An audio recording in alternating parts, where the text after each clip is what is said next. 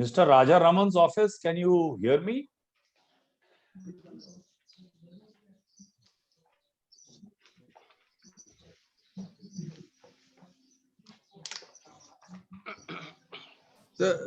माथुर साहब, एक और मेरा रिक्वेस्ट है कि जैसे सारे लोग आ जाएंगे तो you can tell them to make the video on, and Sheena will take a snapshot so that after that we can put it in the magazine and other things. Yes, I will do that.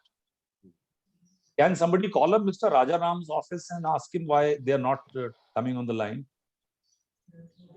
They are there. Just I'll find out.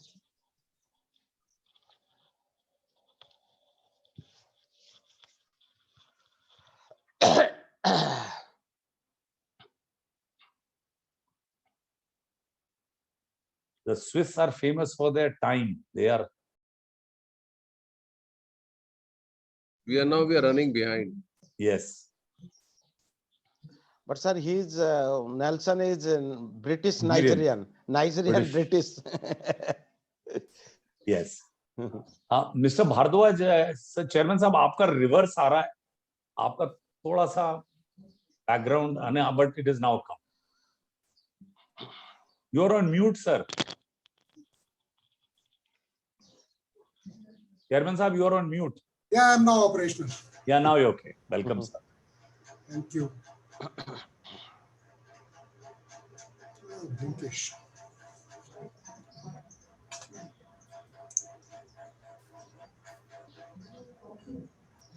He is trying to connect through his secretary, so there is some problem, I think.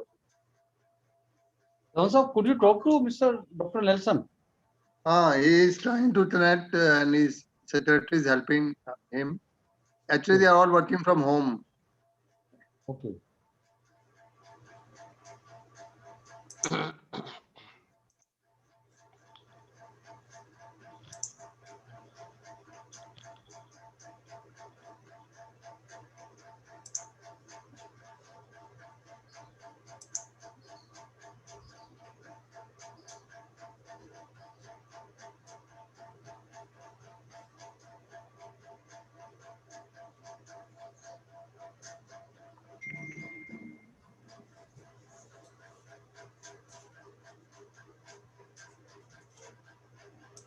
He will take 5 minutes to join. So we can start, I think.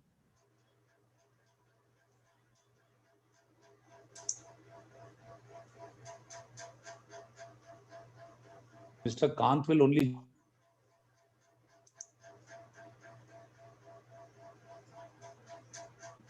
Rajiv ji, you can allow now, you can start broadcasting, at least that the participants start coming in. They will take some time also. They will also take a couple of minutes to settle down, participants. Yeah, I think the webinar is now live. So broadcast kar diya, sir. Good afternoon. Good afternoon, everybody. My name is Yaduvendra Mathur, and on behalf of the Consulting Engineers Association of India, I welcome all the participants, all delegates, all our panelists, all our speakers. Thank you so much for joining us. It's a privilege for us to spend this afternoon in your august company. I have great pleasure in welcoming all the distinguished speakers. We are just waiting for two of our key speakers to just join us. The inaugural address would be made by Mr. Amitabh Kant. He's ready. We're just waiting because of a technical glitch. Our distinguished CEO of the International Federation of Consulting Engineers to join us from Geneva. And as they're working from home in Geneva, I think they are having some technical issues. We were told in the next couple of minutes, Dr. Nelson Ogunshakin join us, where Mr. Amitabh Kant will also be here. And we would begin by welcoming our distinguished speakers, our guests, and the seminarists. So just bear with me a couple of minutes.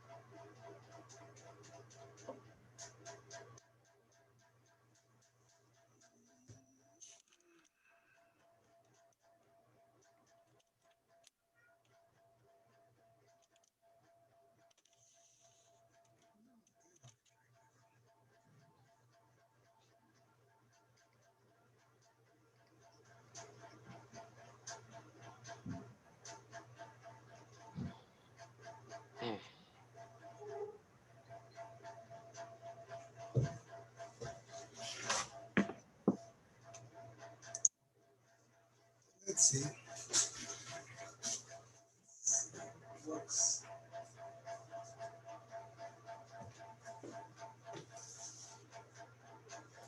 Mr. Raja Raman, you are already on the share. You can click share screen, and I think you can then show your PowerPoint.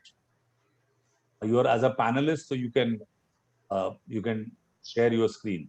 Mr. Raja Raman's office, are you listening to me?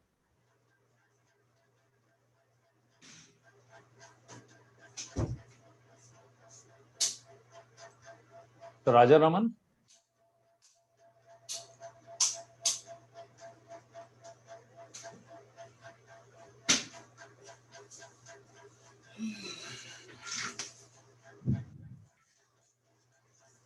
Sure.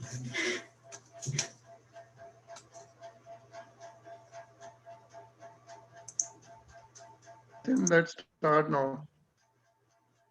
Namaskar, good afternoon. It's my proud privilege to welcome Shri Amitabh Kant, the Chief Executive Officer of Niti Aayog. Sir, thank you. I will request the Managing Director of Consulting Engineers Group and Chairman of the Northern Region of the Consulting Engineers Association, Mr. Vishwas Jain, to please welcome our chief guest and our other delegates. Thank you, Mr. Mathur. Good afternoon to everyone.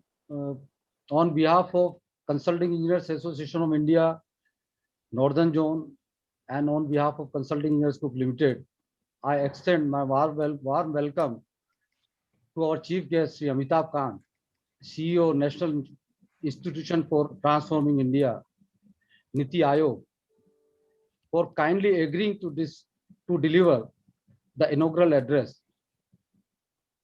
I also welcome Shri R.A. Rajiv ji, Metropolitan Commissioner, MMRDA, Mumbai, and Shri K. Raja Raman ji, Additional Secretary, Investment and Infrastructure Department of Economic Affairs, Ministry of Finance. I also welcome Shri Naresh Salecha ji. I think he is yet to join, Member Finance, Railway Board, and all our eminent speakers and my fellow participants from the Consulting Engineering Fraternity of India and abroad. Constructing quality infrastructure and timely completion of projects are the pressing need of the day. India's ambitious plan, well articulated in the report of the Task Force of National Infrastructure Pipeline, are key for meeting the targets of 5 trillion economy. Creating new and upgrading existing infrastructure is key to raising India's competitiveness and add to GDP growth. Out of total national infrastructure pipeline of projects of rupees 111 lakhs crore, rupees 44 lakhs crore worth of projects are already under implementation and need to be completed on time. Rupees 34 lakhs crore worth of projects are at the conceptualization stage, and rupees 22 lakhs crores worth of projects are under development. These projects are to be completed on fast track. It is expected that the central government will contribute 39% share, state government will contribute 40% share, and remaining 21% will come from private sector investment. In these present circumstances, when we are expecting an increased participation of private investment in infrastructure, this may be an appropriate time to review our existing contract documents so as to create efficient and impartial contractual mechanism that ensure fair and equitable distribution of risk between the parties. Such mechanism shall attract confidence among both the parties and will also help timely completion and quality infrastructure with fair distribution of responsibilities. This will also help in attracting global and domestic investment in India. The consulting engineering community gathered today commits to work closely with the state and central government to further improve the process for delivery of quality infrastructure for our sustainable economic growth. I once again welcome you all to this webinar. Thank you. Thank you, Mr. Jain. I also welcome Dr. Nelson Ogunchakin.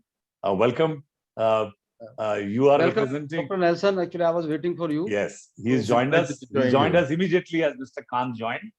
Thank you, Dr. Nelson. I'll invite Dr. Ajay Pradhan, who is the president of the Consulting Engineers Association of India, to also extend his welcome. Thank you, sir. Good afternoon, good evening, and good morning to each and everyone participating across the globe for this webinar on delivery of quality infrastructure and conditions of contract, being organized by Consulting Engineer Association of our Northern Regional Center, headed by Mr. Vishwas Jain, Chairman of the Center. And I thank Mr. Mathur, Vice Chairman, and also driving force behind this webinar in organizing. Thank you, Mathur sir. I welcome and offer our gratitude to Sri Amitabh Kanji, CEO of Niti Aayog, Dr. Nelson, CEO of FIDIC, and many other luminaries sharing their thoughts during this webinar on this important topic. I'll just brief about a little bit about consulting engineers. Consulting Engineer Association of India, CIA, is the apex body of consulting engineers in India. It represents the engineering consultancy professional and it represents also International Federation of Consulting Engineers, which is called FIDIC. And CI is the voice of consultants and consulting engineers, engineering companies of India. CI came into being by virtue of merger of two Austrian professional bodies, and we just celebrated 60 years of our association. CI aims and objectives are to enhance the status of consulting engineering profession in India and also advance their business interests. It is equally concerned with the quality development, productivity, and enhancement of promotion of ethical practices. CI advocates fair procurement, balanced contractual procedures, and the removal of barriers for doing business. We in CI have been pursuing these over all these decades, during which the consulting engineering fraternity has also come to an age and today provides all disciplines and all sectors of engineering. Consulting engineers from India are also providing their expertise to many other countries in Central Asia, Southeast Asia, and African countries. Consulting engineers focus on finding solutions to various problems faced by mankind, from climate change to critical infrastructure, including health, starting from very primary health centers, mobility, energy, community development, and so on and so forth.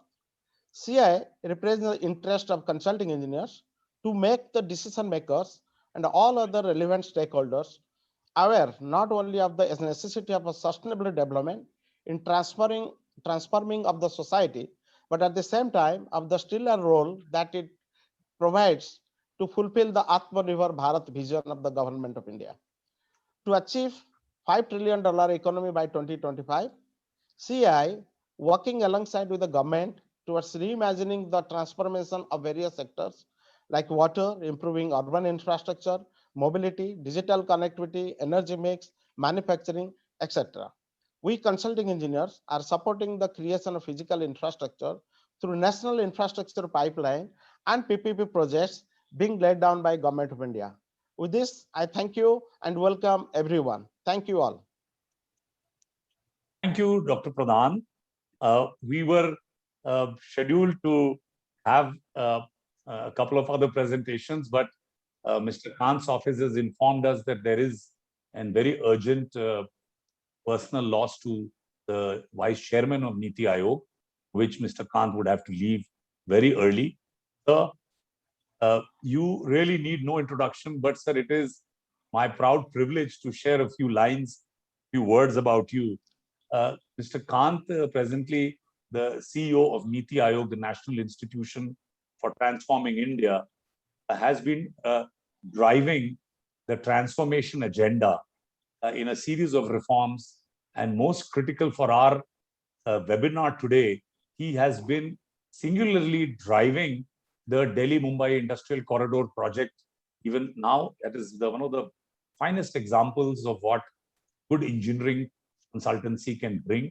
He's been an advocate of scale and size and bringing in the best of the professionalisms, an officer of the 1980 batch of the Indian Administrative Service, known for bringing incredible India, the whole story of India going global as a tourist destination, but also having been recognized and acknowledged by Economic Times as the Policy Change Agent of the Year Award, Bloomberg TV Personality of the Year, NDTV Awards, Distinguished Fellow of Institute of Directors, and he's recipient of One Globe Award for Leadership in Transforming Governance.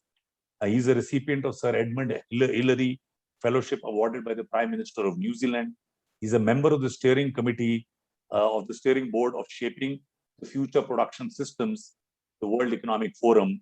He's also a recipient of the Golden Peacock Award for Leadership in Economic Transformation. Sir, you're still continuing to drive and guide policy reforms as the premier think tank of Government of India. And so that we could not have had anybody better than you to guide the consulting fraternity on what lies ahead of us and how can we work as a supporting agency. Dr. Nelson Ogunshakin, OBE, the CEO of FIDIC, is also here. Dr. Nelson, I would like you to also just say a few words. We will have you come back, make your comprehensive remarks, a few words before which I ask Mr. Amitabh Kant. Dr. Nelson. Thank you very much. It's a pleasure to join you in India while I'm sitting in Geneva. The weather is beautiful here. I can only assume that things are very well in India. It is a pleasure to join CEAI once again. I think the last time I was in India, I spent a whole day in a whole conference looking at, FIDIC Asia Pacific Conference. So I'm always delighted to join you, and I feel so privileged that notwithstanding the COVID, I'm able to join you in this particular wonderful webinar, which I've seen close to nearly 500 people already register. I bring you a greeting from the president of FIDIC, Bill Howard, which is very early for him, otherwise we'll be joining you. But there's a lot going on in India, there's a lot going on in the world. I feel extremely privileged that I'm being invited to speak, and I look forward to my keynote speech later on. Thank you very much. Thank you for your courtesy, Dr. Nelson. Shri Amitabh Kant, sir, we request you to address us. Thank you, sir. Mr. Mathur, Mr. Rajaraman, Mr. Nelson, Dr. Pradhan, distinguished guests, ladies and gentlemen, it's a great pleasure to be in the midst of all of you. This is a very, very important webinar on delivery of quality infrastructure and conditions of contract. Very critical, because if infrastructure has to be accelerated in India, world-class quality infrastructure is critical, and conditions of contract have to be the backbone of it. As COVID-19 has posed an unprecedented economic challenge for the world, India has used this crisis as an opportunity and embarked on a never-before journey of bringing in radical changes in the socio-economic potential of India. We've brought in some very major reforms across all sectors of the economy, from MSME to mining to coal. A whole range of reforms have been taken by the government. And our government is committed to bringing India back to a high growth trajectory. A massive amount of work has already been undertaken, and more of it is underway for capitalizing on this unique opportunity. As India marches ahead in its quest to become self-reliant and a global economic powerhouse, there is a huge need for a paradigm shift in the philosophy of public procurement and program and project management. And I think in the quality and the manner in which we execute our programs and mega projects, everyone is aware of the mega projects that we are undertaking: the Sagamala, the dedicated freight corridor, the Bharatmala, the smart city mission, the industrial corridors, etc. In addition to all these, our government has unveiled the national infrastructure pipeline with investments of around 111 lakh crores over the 21-25 period. Now, this is a big challenge because this pipeline covers public sector projects, private sector projects, as well as those being implemented by the state governments. The issue plaguing public projects are delays in projects, construction quality, and cost overruns. The cumulative cost overrun is equivalent to almost 2.3 times, 2.3% of the GDP of nation. And to my mind, this provides us a huge opportunity. This provides us an opportunity to do better project management, ensure that projects are well structured, ensure that adequate homework is done before projects are rolled out, that land and all approvals are in place and they are housed in an SPV, which should then be bid out. And to my mind, if all homework is done and if all approvals are in place, there's no reason why private sector should not bring in private sector efficiency and execute that project without any time and cost overrun. And therefore, the government's job is to structure projects. Government's basic job is to ensure that projects are fully developed and all approvals are in place and land is in place before projects are bid out. And the private sector's job is to execute that project without time and cost overrun. And there's a huge challenge of ensuring that risks are managed by those who are best equipped to do them. Government should manage risks which relate to the government, and private sector should manage business risks. And therefore, if we are able to do right kind of risk apportionment, you will have projects getting executed on time without constant time overruns. And this is the right forum, and time is also right to collectively look for the solutions and quickly implement them for expediting the benefits to the economy and to the end users. At such a high level where economic transformation of an entire infrastructure ecosystem is involved, program and project management reforms are essential. While program management approach is important at strategic apex level, project management skills are also required at tactical and executional level. And in these major projects where there are many projects, it's very important to have a program manager hand-holding the government and ensuring that programs are delivered on time.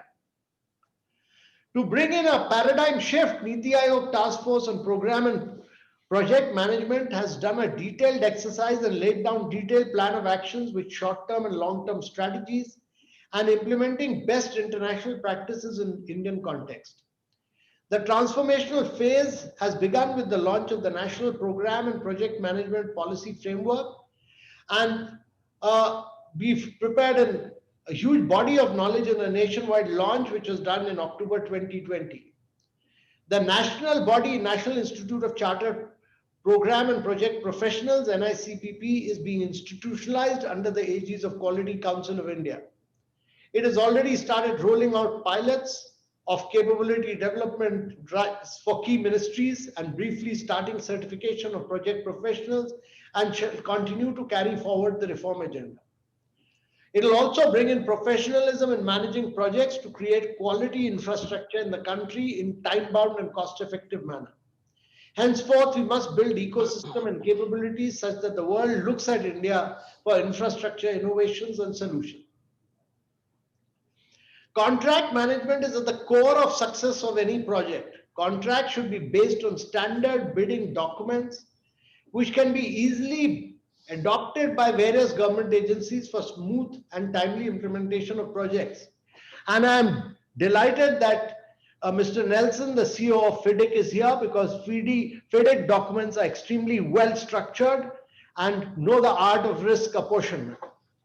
I would like to reiterate here that terms of contracts must be balanced and instill a sense of trust and fairness among the government agencies and bidders alike.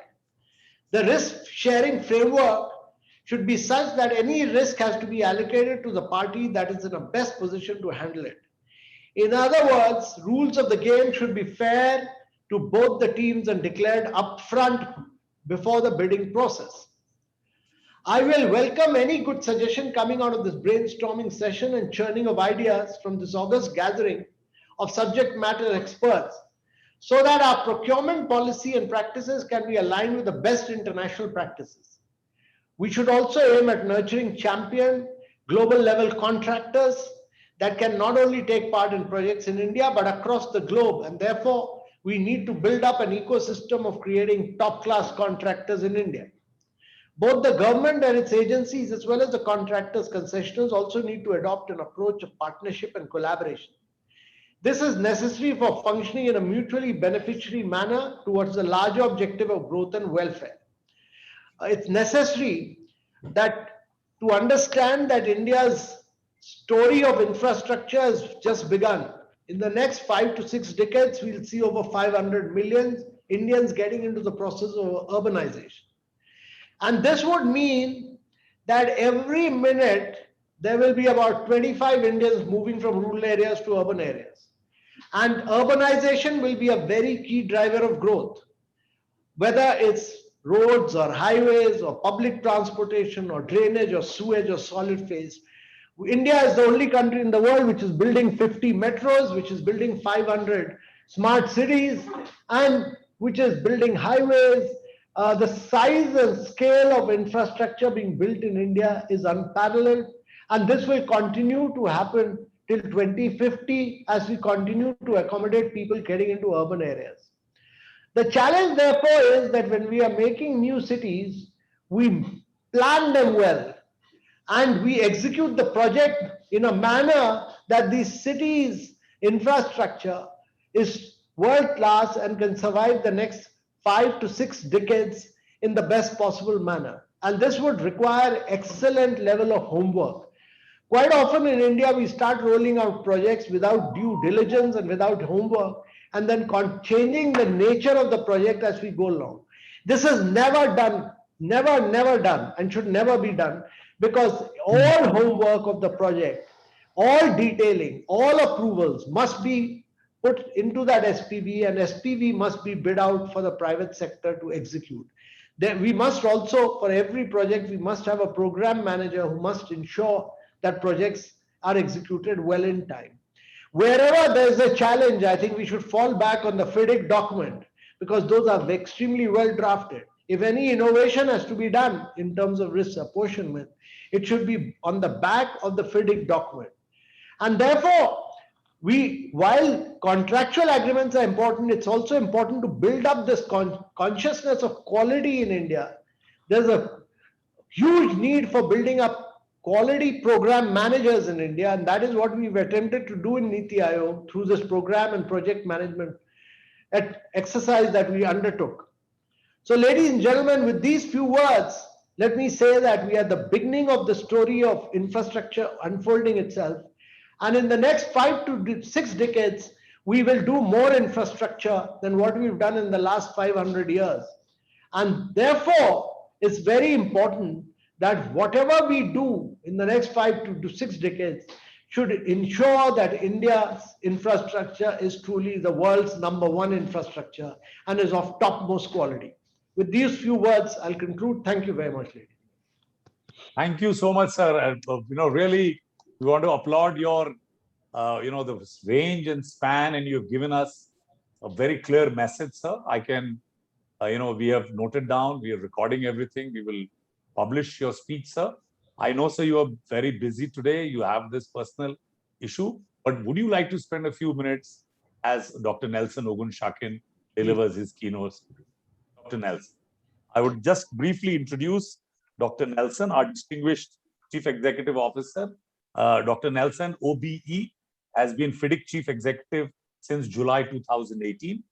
Dr. Nelson has more than 30 years experience in planning, finance, delivery and management of major property and infrastructure investment projects. He has overall responsibility of FIDIC's global operations.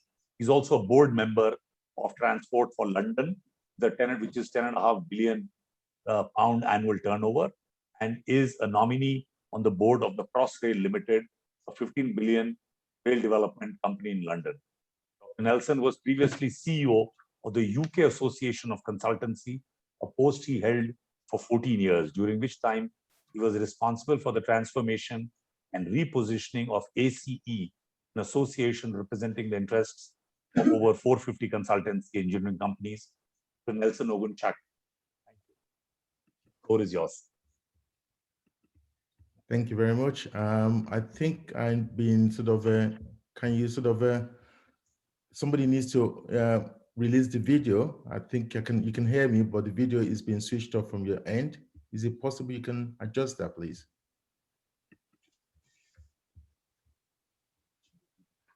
Yeah, Nelson, I'll just try. Yeah, the host need to release me to be able to come up. You know, Yeah, that's yeah. okay.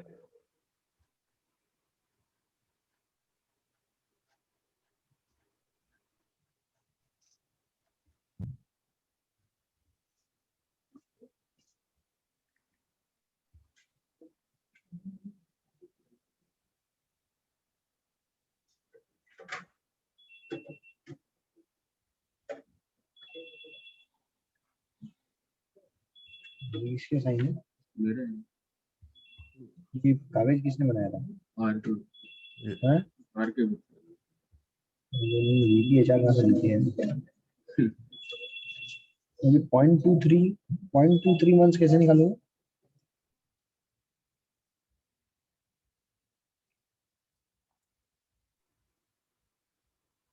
Nelson, we have not stopped it. It may be at your end. No, it's not my end. I'm told that the video is, you cannot start your video because the host has stopped it. Sir, no, sir, no, we have not stopped. Right, excellent. No, it has come. Okay. No, it has come. Well, I'm going to try and see if I can, show you the video at the sort of, I said that. Thank you. So please try again. Okay, share. Okay. Okay. Share. Right, okay. I take it you can see my slide. Are you able to see the slide? Yes, we can. Thank you very much. It's a pleasure to join you. And actually, can I pay a massive compliment to Mr. Amitabh Kant, because actually his presentation was absolutely fantastic. He touched on the need for government to take responsibility and the need for the industry to deliver on quality program. My presentation is basically going to cover FIDIC and where we stand as FIDIC. But I think for those who know FIDIC, you probably know we've been going since 1913. So the story is there. It's a well-established organization, and we are delighted to be supporting the CEAI, which is our member association in India. As you probably know, FIDIC has a footprint which is all over the world. We are representing over 102 countries around the world. Our region covers the Asia Pacific, Europe, Latin America, Africa, and Middle East, and also Asia Pacific, which I think, the association in India is a member of that. Most of the big companies around the world are members of FIDIC. And as a result of that, I think it's fair to say we actually carry global responsibility to be sure that we deliver what is right. I am mindful that I've only been given 20 minutes, but I've got some interesting story to share with you. When you look through our board, you see our board composition and our activities are very much fairly global. One thing that is very common now is for us to be sure that we are diverse in our geographical representation, in our gender representation, because this is the issue that is absolutely important. And I will be challenging the CAI to make sure that you do have good people that can actually be, member of FIDIC in the near future, particularly when it comes to the board. The previous speaker, Mr. Amitabh, he talks about quality, he talked about sustainability and integrity. I mean, I just thought I'd start by looking at where the gap is in terms of infrastructure requirement in the world. India is unique. India is second largest continent in the world, and there is so much to be done. But if you look at the state of the global market, you notice there is 22 trillion of infrastructure investment that needs to be done. There's a massive gap that needs to be built between 2006 and 2016 and 2014 of $94 trillion. There is a big drive at the moment that if we are going to achieve the sustainability goal that is being projected by United Nations, we need to be spending about 3.5 of our GDP every year on infrastructure. Mr. Amitabh just talked about huge investment in India. As time comes through, that what is going to be experienced in India is going to be huge, which means there is a big demand to look at issues about quality, sustainability, and integrity.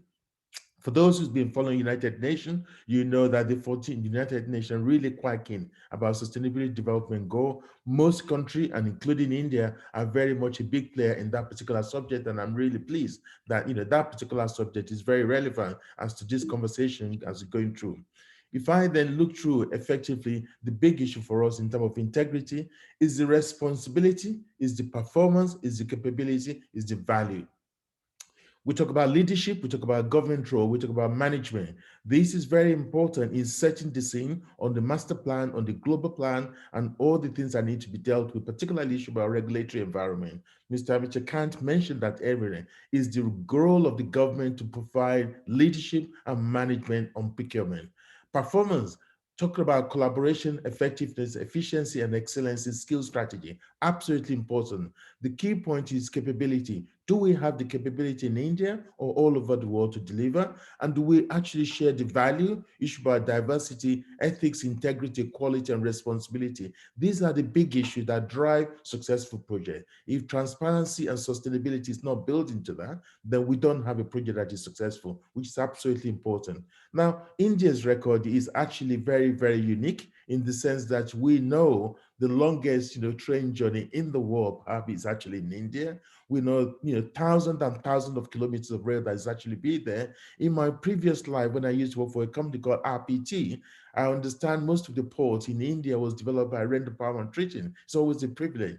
You look through the high-speed rail, which has just been spoken about, huge investment in high-speed rail. There's a lot of, good record around the world which stem from India. And I do believe that in terms of the pool of engineers and scientists available around the world, India is untouchable, perhaps a powerhouse, yet to wake up.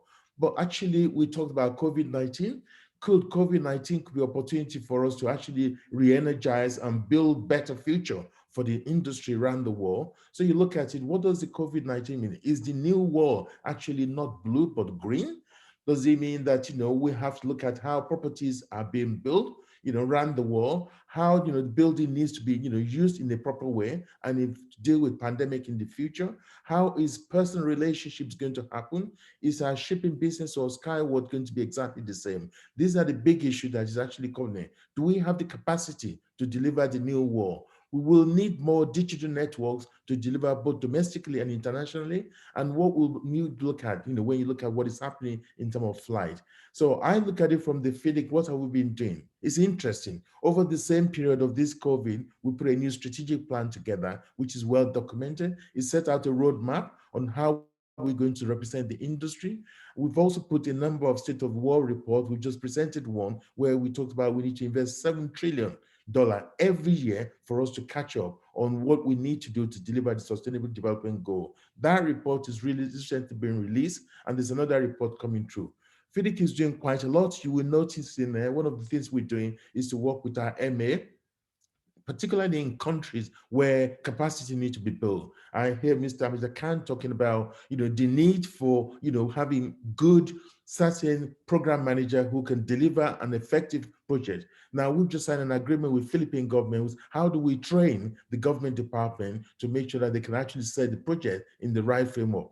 One of the things we do is to make sure we communicate what we do. And I'm really pleased that there's so much going on. We do the CEO update. We have an annual report, and we're looking at, putting sustainability development, progress together. We are looking at delivering what I call the state of the world report. The next one is about water, which is quite important. How is water important in the new world that's come through?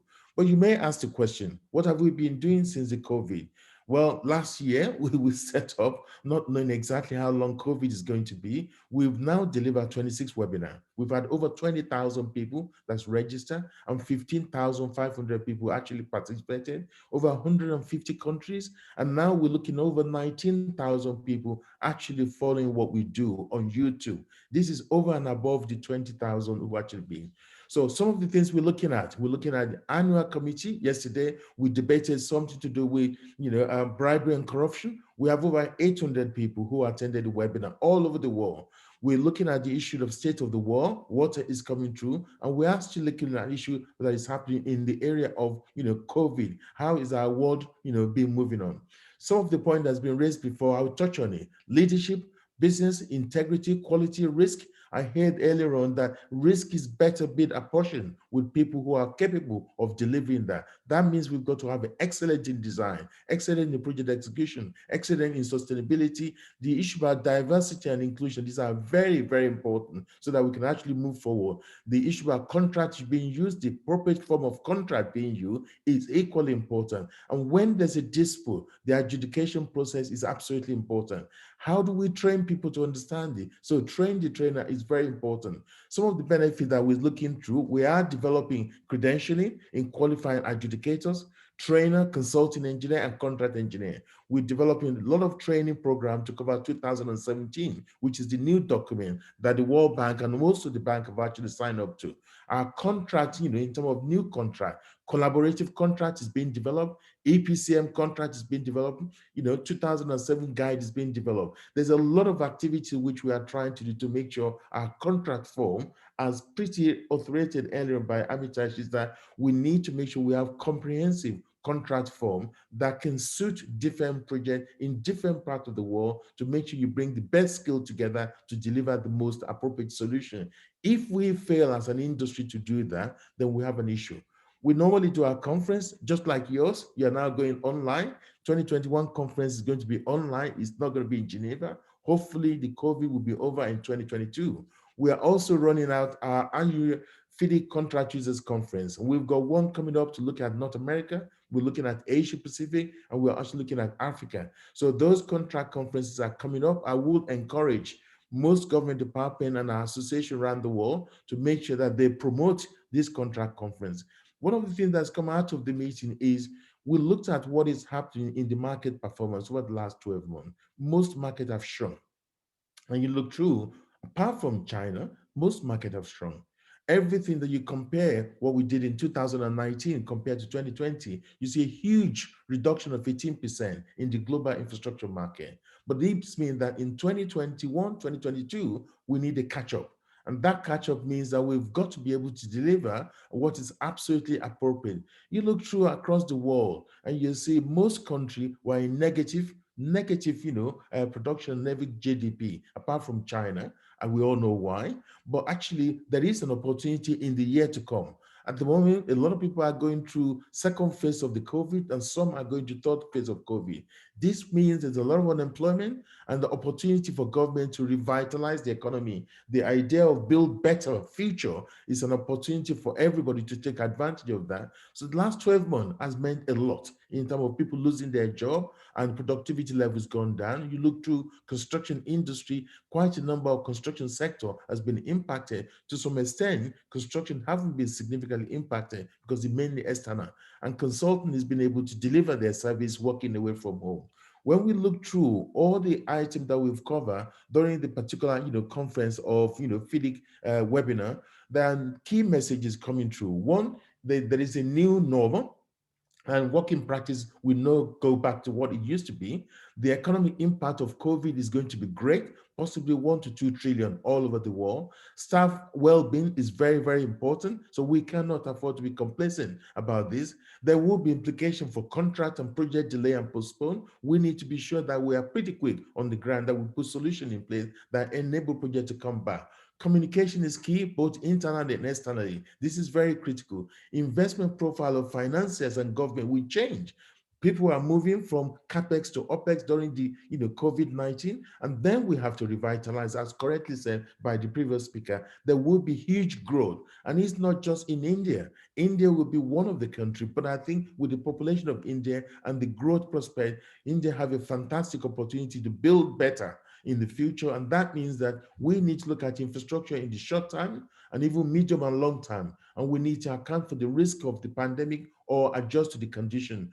Collaboration is becoming key, working together in public and private sector coming together to deliver projects. But more important, the message that came through is no company, big or small, is immune to the technology change that's now going to occur. We have no choice. We have to respond.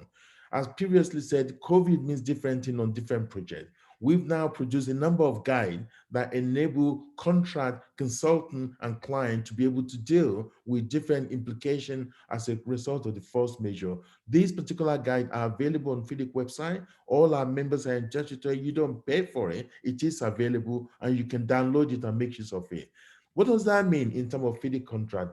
I did say earlier on that the introduction by Dr. Aja Pradhan and also Amitabh, he actually basically said the same for me, that general condition of FIDIC contract is fair, is risk balanced, is worldwide, accepted by most MDB, which is Multilateral Development Bank. Specific conditions are possible for MDBs and FIDIC. Development funded project by or multilateral project, they believe in the FIDIC contract. It reduces corruption, is balanced, is well understood. It's been used for over 50 years. Both private and public sector use it. It's extensive in terms of training option. It's backed up by best business practice on risk, integrity, and sustainability and capacity building. Adjudication service ingrained within the whole process, because one of the things that FIDIC is to avoid litigation. When you then look at FIDIC contract suite, there are documents which is National Professional Service Contract. There is the work construction contract. It comes in different form and shape, and we produce procurement and best practice document, which can be used to aid better delivery across. On top of that, we've seen most of the MDB, they've adopted the contract and they've taken it on board fully in such a way that doesn't matter where they're investing money, they can use FIDIC contract. The original book, the Red Book, was way back into 1957. Since then, we've had document that looks at employer, contractor, engineers, employer by employee, designer, impartial. All of these are very well covered. We've now gone forward. We've produced what we call the FIDIC Golden Principle. A lot of people, they take the FIDIC contract, they abuse it, and it means that the contract is not as integrity as what it's meant to be. So we are keen to make sure we set up 5 golden principles of things that you cannot change. And if you do change that, it affects the balance of risk and it's no longer the FIDIC document. But when you look through the whole suite of the FIDIC contract, depending on where you are, depending on type of project you want to deliver, depending on the risk and how you want to apportion the risk, these FIDIC contracts are well structured in such a way that it suits most projects around the world. And I do believe that the relation between employer, contractor, and consultant is well defined in such a way that the risk is properly managed without actually causing delay and destruction. When you take a typical document, look at the general condition, look at the guide, and you look at the forms. The document is self-explanatory and is very, very user-friendly. My take on it, when you look through the procurement, minefield, it is worrying. Where do we have a role to play? At FIDIC level, we tend to look at it from the point of view of internal procurement, external procurement, supply chain, and operation. When we then take FIDIC, where do we influence? We try to influence at the regional and local government and national government. So when you look through a typical maze of procurement, which is always very difficult, there is a touch point between FIDIC and the procurement process whereby we help to make sure we mitigate delay, disruption, and escalation of costs. A lot of FIDIC contract document can be applicable across from conception to all the way the commissioning stage. And we are encouraging that where there's a gap in our process, we can actually fill that gap. Now, one of the points that people talked about, who uses FIDIC contract? What are the endorsements? Both private sector, public sector, and most multilateral development bank. They adopt fully the FIDIC contract because they do believe that it's balanced, it's fair, and it allows projects to be delivered on time and to quality. The big that you probably need to think about is who else is talking to FIDIC right now. We've signed an agreement with the World Bank to adopt the whole of the FIDIC document fully. We've signed with Inter-American Development Bank, Caribbean Development Bank, European Bank for Development and Reconstruction, Asian Infrastructure Investment Bank, African Development Bank, and Islamic Development Bank. We are talking to Asian Development Bank to get them to sign up. In addition to that, most contractors around the world, most organizations around the world, including CHINCA, which is the Chinese organization that leads all the contract work, we in fact signed an agreement with them, and we are building pipeline of bilateral agreement from KFW to JICA to AFD and MCC. All of these people are using FIDIC contract. Why? Because they do believe that it's fair, it's balanced, and it provides the best risk allocation and to enable people to operate. So when you look through the FIDIC contract world, we're not talking about it that is only the best, because we provide conferences for people to be, actually opportunity to share best practice. We look at FIDIC award, best project, best execution mode. We look at the advocacy, which we go to government, and we're quite happy to work with our association CEI to talk to the government in India. How do we enshrine the FIDIC contract document into your standard procurement? How do we train people to understand? And we look at newsletter, which allow people to catch up what's going on. We produce guidance note, and all our members are given special discount to be able to use it. Now, not only do we have it in English, we've now translated it into Arabic. By the end of this month, we've fully translated into Chinese. By end of next month, we have fully translated into French and Portuguese and Spanish. And if there's a need to have it translated into India, we only need to sign an agreement with CAI to make sure that we can have it in India so other people can read it in India. But the truth of the matter, Indian people speak better English than me. So perhaps we don't need to do that in India. But when you look through translation, we've done translation of FIDIC contract all over the world from 1999 up until now, and we continue to do that. And this is one of the benefits of FIDIC contract. It is eligible, people can see it, they can use it in their country. We talked about MDB, Multilateral Development Bank, because we are strongly close to them. We know them very well. We have mapped out where the investment profile is going, how much they spend in each sector, in each country. You can see the figure in front of you. Between the World Bank and the African Development Bank and Asian Infrastructure Development, there's a huge billions and billions of investment that's coming through. I heard from the previous speaker that the government needs to set the rule and the private sector need to deliver. But sometimes a collaboration between the MDB and the government helps to make project work. And funding that has to be sometimes blended is important. If we need to get the private sector to come into the sector, then we need to demonstrate that we have a platform and a system that allows us to do that. So work in progress. We are producing a new guide for the 2017.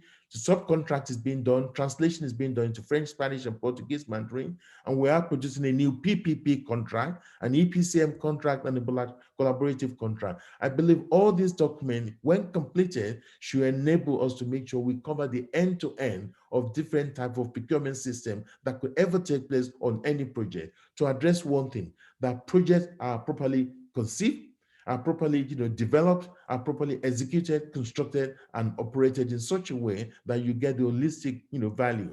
My take on the challenge that is facing the industry, I do believe the COVID-19 is shining a light. There's going to be a new social contract which will change behavior of people. Supply chain and flow of trade is going to be impacted. Globalization or geopolitical issue is going to be impacted. Building, how do we use our building? This is going to be impacted. Transportation, what form of transportation do we need to do? Going green, this is a big agenda worldwide. Sustainability, the health and well-being of our people, of our society, of our employee, of our staff is very critical. Then going digital, the world will change. The world will change. If 2 years ago, this conference is coming up, I need to fly to India. Now I can be in wherever and I can support. So the digital transformation that is going to come through is something we need to think about. I thought I'd share with you as well what I consider the global driver. The new social contract and behavior will force us to behave in a slightly different way. People are now working from home. What does that mean from traveling? Fear of working, cities, and blockchain, artificial intelligence, smart contract, collaboration, social infrastructure, provision of digital integrity, all these things are critical. Digitalization and business model will be impacted. We've already started to see democracy, geopolitical investment issue happening. Trade and industry will actually be impacted. Reform or spatial pattern, how city works together will change. Health and vaccination will drive it. And on top of that, the big iceberg is the climate change. How are we going to drive that forward? My take on it is that growth in the next 12 months will be stagnation, opportunity for moderate positive growth, profitability in our industry will be slow, but there is an opportunity for us in terms of employment. How do we revitalize the employment situation? Most companies are suffering from liquidity issue, and how do we make sure cash is king? There is a lot of companies looking to take, merger and acquisition. My take on it is be careful what you wish for. And for most companies right now, going concern is the big issue. So I foresee a growth in building, in transportation, in the environmental health, in the management consultancy, in the water and energy, and all this is going to be impacted. I will have to say you've given me 20 minutes. I hope I haven't taken more than your 20 minutes, but it's been a delight to join you. I hope that we've been able to share and bring you a briefing from our president, William Howard, and I will thank you very much for inviting me to speak with you, and I hope this has been a good contribution for the particular session. So thank you very much for inviting me. Thank you. I wish you all the very best on the Thank you, sir, and please stay with us, sir. You are the star speaker today, sir. Please don't leave us. We are absolutely delighted. The floor is all yours. We will seriously request, earnestly request you to take a few questions. We have two other very senior colleagues from the government with us. Yeah. I will request Mr. K. Rajaraman, our Additional Secretary in the ministry to take the floor. But before he does that, I will just share a little bit. Mr. Kalyan Raman Raja Raman is as Additional Secretary Investments, Department of Economic Affairs at the Ministry of Finance, Government of India. He is an engineer and civil servant, and more than all that, he is one of the very, very key persons driving the entire infrastructure agenda. He has been, driving the national infrastructure pipeline, and very, very critical functionary driving all ministries' transformative effort. He's really encouraged me in the preparation for this webinar. Mr. Raja Raman is he's a director on the New Development Bank, Export Import Bank of India, and more than anything, he comes across as a very caring and very considerate civil servant. Mr. Raja Raman, really thank you for spending your valuable time. I know the Parliament is in session, this is year end, but still you have taken time away. And after Mr. Raja Raman's address, we will have another very senior civil servant, Mr. Rajiv, R.A. Rajiv from MMRDA, also senior civil servant. He will also speak. Mr. Raja Raman, the floor is yours. Thank you, sir. Are you able to see the share on my screen? Yes, we can see it clear. Okay, thank you, sir. So, first of all, a very good afternoon to all the senior dignitaries on this webinar. And I would like to thank Mr. Yadwendra Mathur and his team of colleagues from the Consulting Engineers Association for having organized this conference, which I believe is very timely and important. The first thing I would like to say is that contracting and quality of infrastructure are two very important considerations that are critical from India's perspective as it ramps up its investments in the infrastructure sector, as has been mentioned by Mr. Kant in his speech. So the National Task Force on the infrastructure pipeline, of which I was also a member, I think has suggested a number of reforms in addition to the projects that are being implemented. So these reforms include reforms to the contracts and elements such as dispute settlement mechanisms and so on and so forth. So I believe that this conversation that we are having today is very crucial, and I hope it leads to a number of outcomes that are so much desirable from the point of view of the national infrastructure pipeline. So first of all, I think the quality of infrastructure, as has been understood by many of us, denotes an ecosystem, and it's not just something about an attribute of a project or a particular standard, but it includes a whole host of things which come together to ensure that projects are built to standards. So which includes the metrology systems, measurement systems, the standardizations and the standards, accreditation mechanisms, conformity assessments, market surveillance, and a whole host of things. So obviously, we would require a lot of these to fall in place together and fall into place like pieces of a jigsaw puzzle to ensure that the quality of infrastructure really gets translated into real improvement in quality of services to the customers as part of the infrastructure that is built.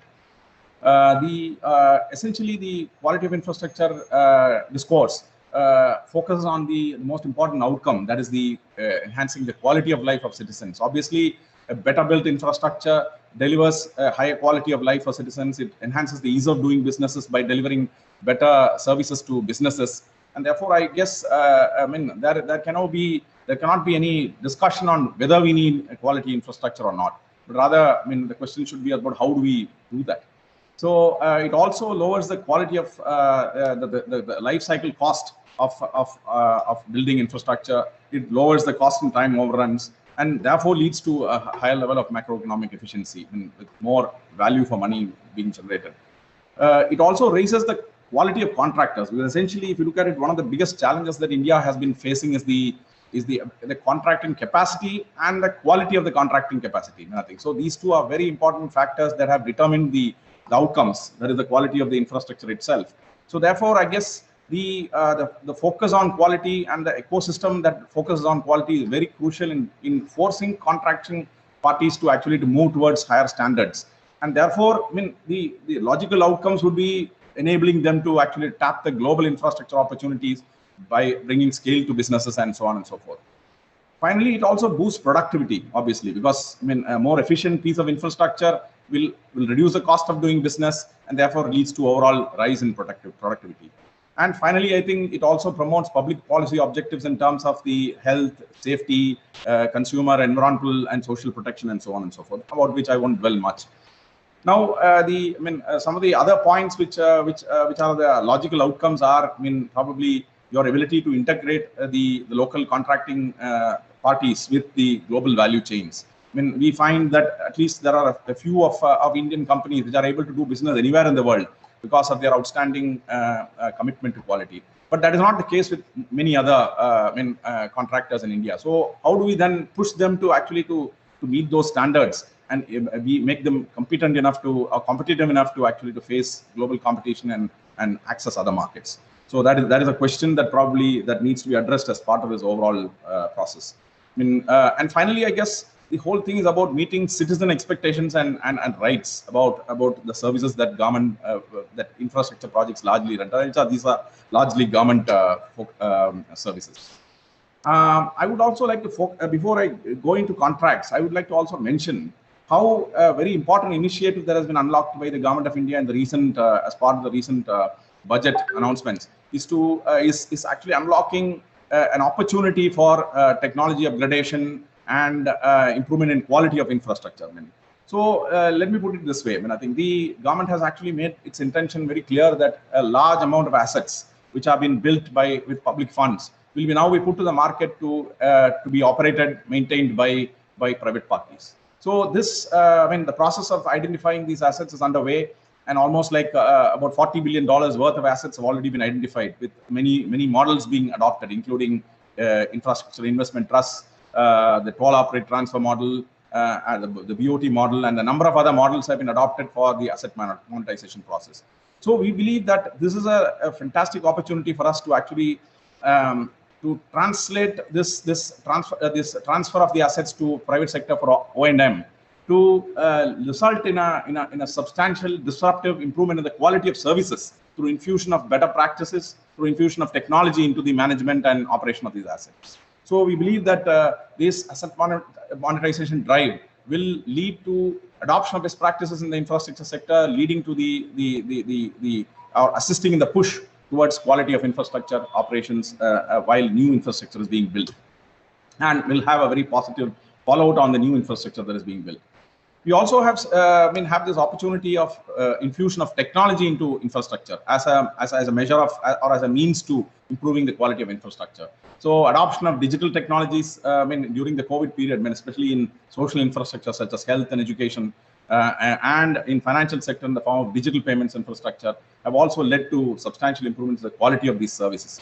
The adoption of smart tags in vehicles on toll gates managed by the National Highways Authority has also led to higher throughputs in the national highways, and also lower revenue leakages and so on and so forth. So now, very recently, the government of India has mandated that fast tags or the smart cards will be mandatory, and this, I think, will lead to a substantial improvement in the attractiveness or the profitability of the highway infrastructure, and lead to better and higher investments by the private sector into these projects. So we hope that more of such technology would get inducted into the infrastructure sector, leading to higher quality of service, better safety, convenience, and comfort for the users. Now, if I may break down some of the impacts of quality of infrastructure in terms of the enhancement of into some of the outcomes, like say competitiveness. So there have been a number of studies which show that higher quality of infrastructure leads to enhancement of the customer services. It also results in enhancement of the ease of doing business. In fact, a number of studies have shown that higher quality of infrastructure, especially in terms of the logistics sector, has resulted in falling costs for the manufacturing sector and for the services sector. It also leads to, as I already mentioned, expanding market access as a standard of the the infrastructure improves, obviously market access for our contractors would improve, leading to enhanced scale of business. The a survey of the British companies found that over 60% of the products and process innovators use standards as a source of information for innovation. So obviously, quality of infrastructure will also drive innovation. So it's a very positive, virtuous cycle that is going to get unlocked as a result of the drive for adoption of standards and quality in infrastructure. So we believe that a number of innovations would get spawned as a result of this particular effort that we would be making under the National Infrastructure Pipeline. Obviously, it would lead to improvement of efficiency, improvement of productivity, and also in terms of improvement in safety, health, etc. For instance, I would like to mention the particular case of the Delhi Metro Rail Corporation and the other metro railway projects across the country, where adoption of global standards in all aspects of its building, including, say, civil structures, in terms of rolling stock, in terms of operation and maintenance, has resulted in significant reduction in the passenger casualties as when compared to railways which have not adopted them. So therefore, there is a overall merit in actually moving towards a higher standard of higher quality of infrastructure in general. Now, at the country level, obviously, as I mentioned, I think it leads to higher level productivity, higher levels of GDP growth, and also probably exports, because obviously your products and processes are acceptable across the world. And at the firm level as well, I think we find that substantial improvements in patient in user satisfaction is a natural outcome. I would like to say that the contract management, therefore, is a very important piece of this whole game that lays the foundation for quality infrastructure. A properly structured contract can result in high quality infrastructure, and vice versa. But the challenges as far as a country like India includes, say, the diversity of contract structures within central ministries, despite as Mr. Kant had mentioned, the availability of standard bidding documents. So there is a need for mandating the standardization of contracts across central ministries for a given kind of contracts. So if you look at the state governments and the provincial governments and local bodies, I think the variance is even greater because of the federal structure of the Indian Constitution. So this is a major challenge that needs to be met through high levels of coordination and probably even capacity building, as has been pointed out in the discussions earlier. The objectives of a standard contracting framework is obviously, it helps the contracting agencies, it helps the process management consultants, it helps contractors, even courts for that matter, and lenders, because obviously when you have standard clauses, it is understood across the board by lenders and by courts when there is a dispute, or by arbitration tribunals. So therefore, there is a merit in standardization of contracts, and as it leads to speedy decision making and also lower risk perception across the board. So I feel that we must move towards higher levels of standardization, and also standard contracts provide adequate protection for both adopting the international best practices, provide protection for contracting authorities as well as the contractor, by being fair and equitable. I would also like to mention that incentives that promote timeliness and quality of performance also are a very important element of contracts that lead to high quality outcomes. Further, I think reliability in the dispute settlement mechanism and reliable provisions to handle force majeure, these are all elements of a good contract which needs to be strengthened. While I say that, I am not saying that the Indian contracting framework doesn't have them, but rather the challenge is actually to reduce the variation between the contracts in various sectors which obtains now.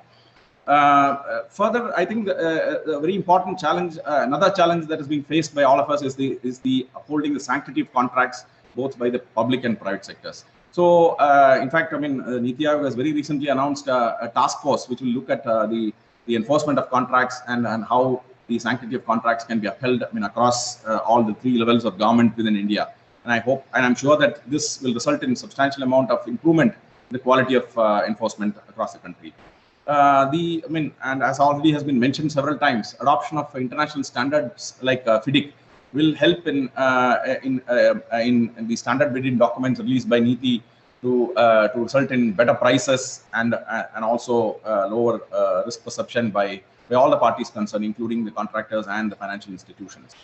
I also believe that embedding the right kind of incentives for timely completion and quality completion will result in projects of higher quality. And finally, I would like to say that the optimality of risk sharing between various parties in this contract would enable attractive and competitive pricing to be offered by the contractors, and also enable them to complete the projects in time and in quality.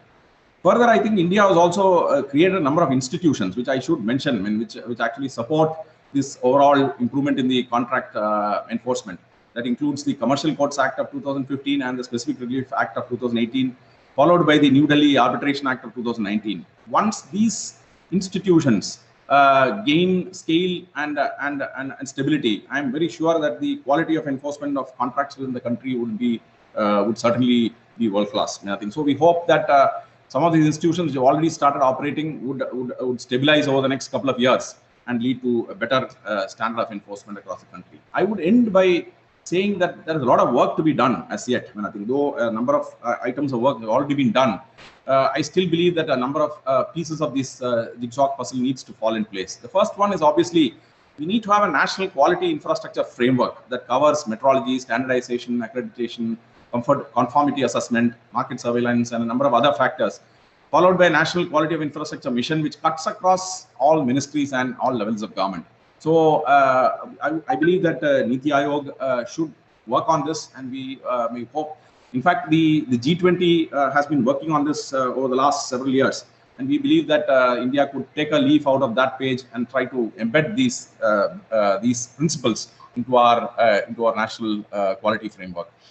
I mean, there is also a need for further refining the contracts. I mean, by setting up a task force on infrastructure contract reforms, which could look at alignment of the current contract clauses with international best practices on several of these FIDIC books, which Mr. Nelson had mentioned, and enforce the standardized contracts across ministries and the central public sector things, and including states and maybe the urban local bodies. So how do we? So we need to look at a mechanism by which these standard contracts can be mandated without deviations. So and with deviations to be centrally cleared through perhaps a central clearing house. And as I already mentioned, I think a task force on enforcement of contracts and on the conciliation mechanism are already in place, and we hope that over the next 3 months, these task forces will deliver a solution for some of the issues that plague the enforcement of contracts and disputes. Finally, I end by what Mr. Amitabh Khan had mentioned on the project and program management. So I believe that the implementation of this task force report is a very, very important work that needs to be done to enable contracting agencies and the quality of the project managers that obtains across the country to achieve a level of standardization that would in turn help effective contract management. So with these few words, I end my presentation, and I hope that the discussions today lead to all these outcomes that we look forward to. Thank you very much. Thank you so much. That was an absolutely brilliant, and I can see the real hard work that has gone in, Mr. Rajaraman. Very, very comprehensive, given so much food for thought. Your suggestions on the way forward, I'm sure Dr. Ajay Pradhan, and under the leadership of Mr. Vishwas Jain, we will be able to contribute, and we would urge you to invite us for a separate meeting so that we can get down to the nuts and bolts of delivering on your suggestions.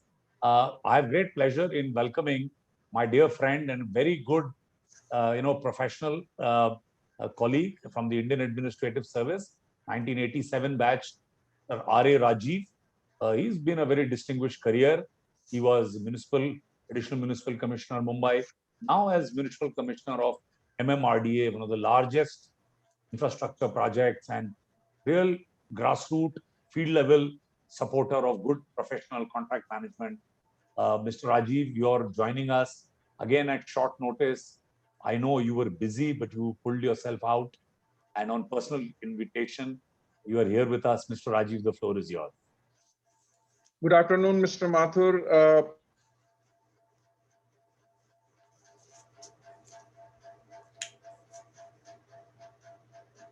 sharing views not only with the FIDIC executives, but also with the policy makers at the national level. I was hearing to Mr. Kant. It is always a pleasure to listen to him, his ideas, and the way the country's future is shaping up in his hands. The policies about infrastructures is really commendable.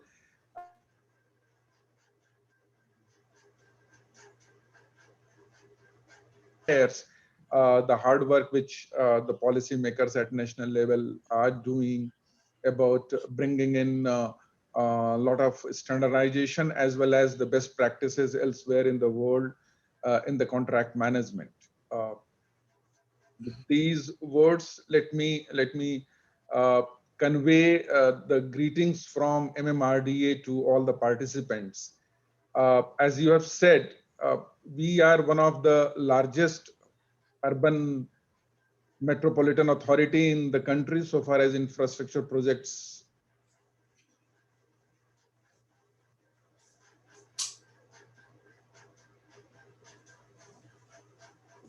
I start with that slide.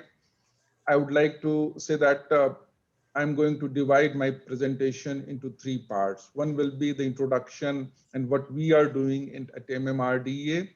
Number two, certainly will be your main issue of quality of infrastructure, which being implemented in the country at present, quality issues, along with the challenges which the COVID has given us. And then at the end, in the end, I will like to share my view inputs which FIDIC may incorporate in their future planning and processes. So let me start with the slide on MMRDA. Can you put that slide? Yeah. Yeah, so this is, with this slide, I would like to start. MMRDA at present is in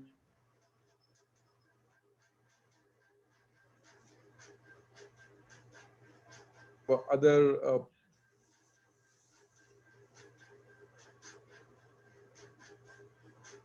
we started our institution with the regional plans, development plans of the metropolitan region, and not only within the municipal corporation of Greater Mumbai, but outside it. And it's almost 10 times the municipal corporation area that we have been planning in metropolitan region. But besides that, of late, and mostly in 2000, mostly after 2010, MMRDA has got involved with the development of major infrastructure, regional infrastructure in the transport sector. We are at present implementing 14 metro lines of 337 kilometers in this city and the metropolitan region. Along with the 14 metro lines, which we are doing of 337 kilometers, we are also implementing the Mumbai Trans-Harbour Link, which is the longest sea bridge in the country of 22 kilometers long, which will be from Mumbai, South Mumbai to Navi Mumbai near the airport. Along with these mega projects, we are also having very critical connectors of like one connector which connects the Mumbai Trans-Harbour Link to the coastal road of Mumbai. The coastal road project is being implemented by Mumbai Municipal Corporation. So like that, there are so many other link roads, connectors, flyovers, all these projects. So at present, if I have to say in nutshell, we are handling a project worth 3 lakh crores of rupees in Mumbai metropolitan region. There are more than 150 projects, and we have published around 1500 plus contracting documents. So that's how when you said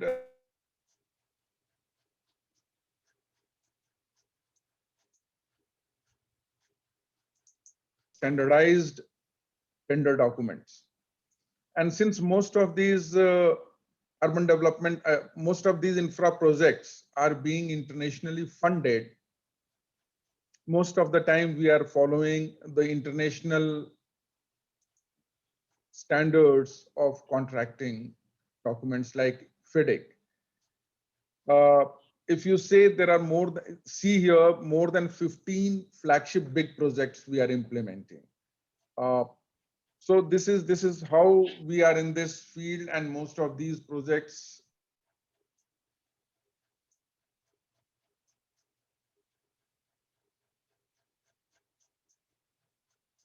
is the contract management challenges in this field. And if I come to the COVID issue, which has been the biggest disruptions, not only in this in the infrastructure sector, but in all the other sectors of this country.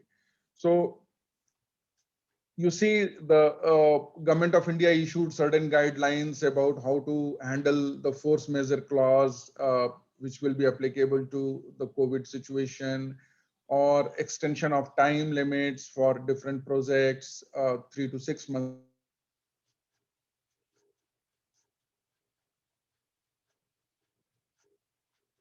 All these conditions and circulars and guidelines of government of India we have followed. And we have been talking about it to our contractors and trying to see that projects don't get delayed much.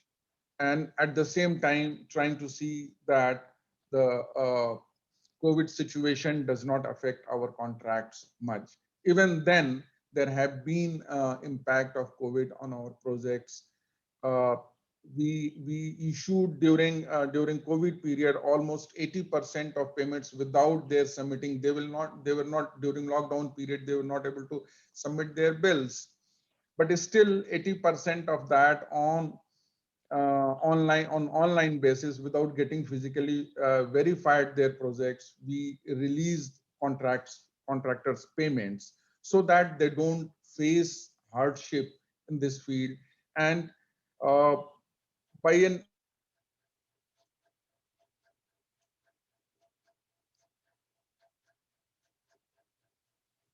yeah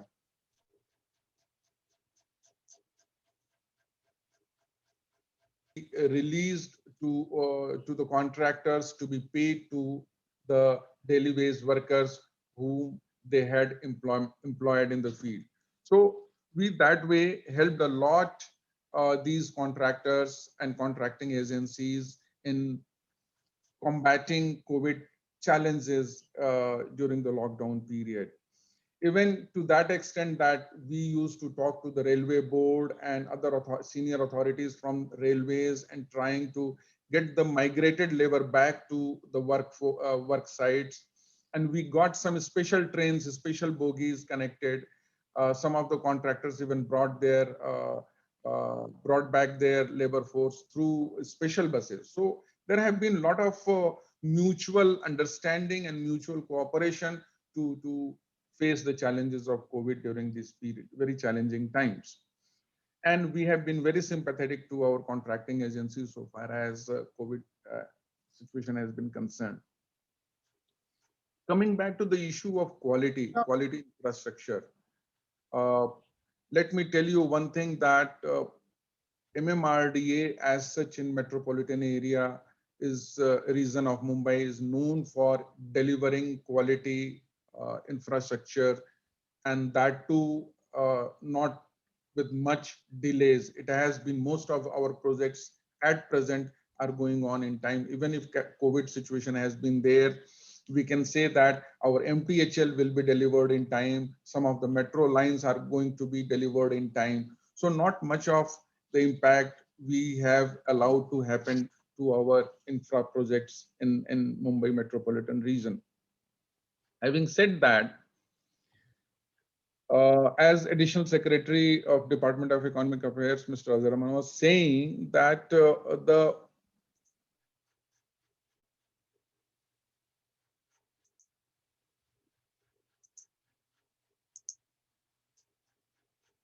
employ. whom we give our job. Most of the time I have seen that the Indian contractors, there are very few quality contractors available, unfortunately, in the country at the national level, with whom we can feel confidence that they will be delivering not only in time, but also with good quality of work. So there is a lot of supervision, close monitoring, which is required so that these contractors do not cut corners here and there in that. So it's very important to have very good contracting.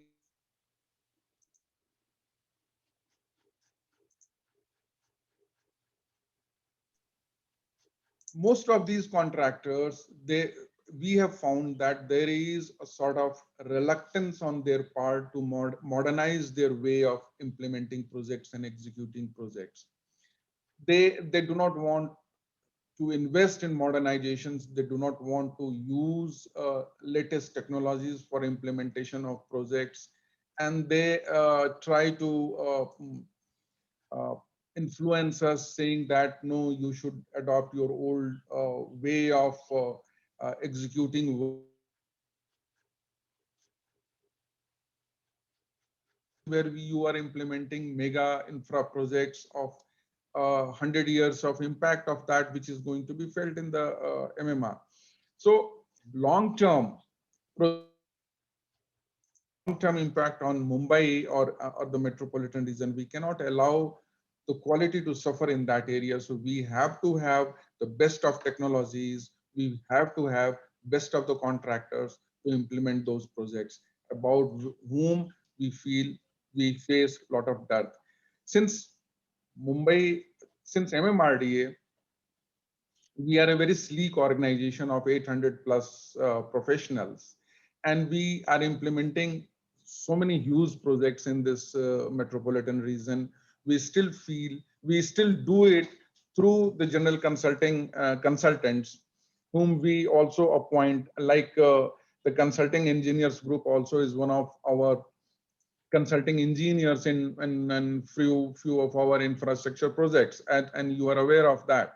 So the situation here is that we need the quality of consulting engineers also, which is very, very important to us.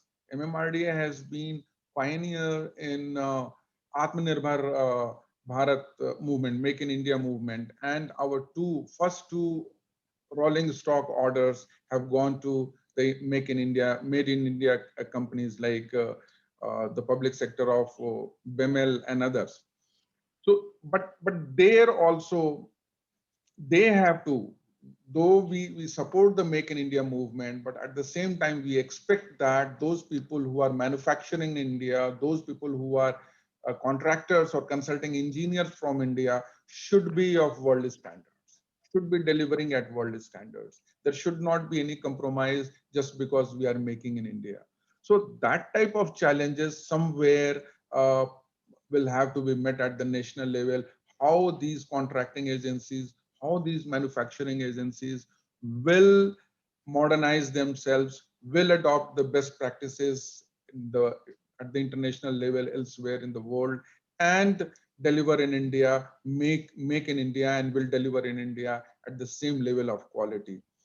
This is the biggest challenge which urban authority like MMRDA at present is facing. Very few contractors in this field. So the competition is less, and that's why we depend upon the international consulting agencies, international contractors to come here and deliver. There is no harm in getting dependent upon that. But in the process, we expect that the Indian agencies, Indian companies will learn a lot and will start getting themselves empowered, themselves capable to deliver in India with the quality which we expect from them. Having said that, now I will come back to my third part of my presentation, and that is about what we expect from the FIDIC guidelines or documents, which mostly we follow, because most of our projects are funded by either bilateral funding agencies or multilateral funding agencies. And that's why be it JICA or be it ADB or World Bank or other funding agencies, they also insist that FIDIC guidelines should be followed. And most of our contracts, we follow those FIDIC guidelines. General consultants also, those who are employed for our mega projects, they also follow FIDIC guidelines in preparing our tender documents. There, what we see that since the Indian situation, be it the whole Indian environment, in that there are environmentalists, there are the social activists, there are the legal framework also being evolved. Everything is getting evolved over a period of time, and every time you go ahead and implement a project, there is a new interpretation of new laws or the local laws and all. So we feel that FIDIC to that extent should be adopting and adapting itself to the local laws and local variations. There, I think a lot of generalizations and standardizations at the international level, though it is important, should also take into account the local variations. So absence of regional level FIDIC guidelines certainly affect sometimes our implementation level and the quality which we want to have. So, and at the same time, the public-private partnership models and build, operate, or transfer models also FIDIC should come up with the guidelines in that respects. So far as COVID-19 was concerned, FIDIC issued a guidance memorandum document in that respect, which though assisted us to understand the contractual mechanisms that operate in the FIDIC standard forms of contract, but it did not include any advice on financial implication specific to any project. So that is something where we were clueless how under the FIDIC guidelines we should settle some of these claims and counterclaims of contractors. So there also, I think that there is an opportunity and there is a scope for improvement so far as the FIDIC guidelines are concerned. If the additional secretary, Department of Economic Affairs, is still listening to me and is there, I would like to suggest him that there is this task force on reconciliation has been constituted. My piece of advice and my input on that will be that arbitration in this country is very, very costly, be it for the contractors also, or be it for the implementing agencies and urban local bodies also. Arbitration becomes very, very costly. So they should find a way out that arbitration becomes very, very reasonable, so that people should resort to arbitration in a very fair manner without incurring much cost to it. Sometimes it happens that whatever cost the contractor is asking for claiming, the arbitration cost comes sometimes much more than that over a period of time, over a longer period. And also it is a very longish process.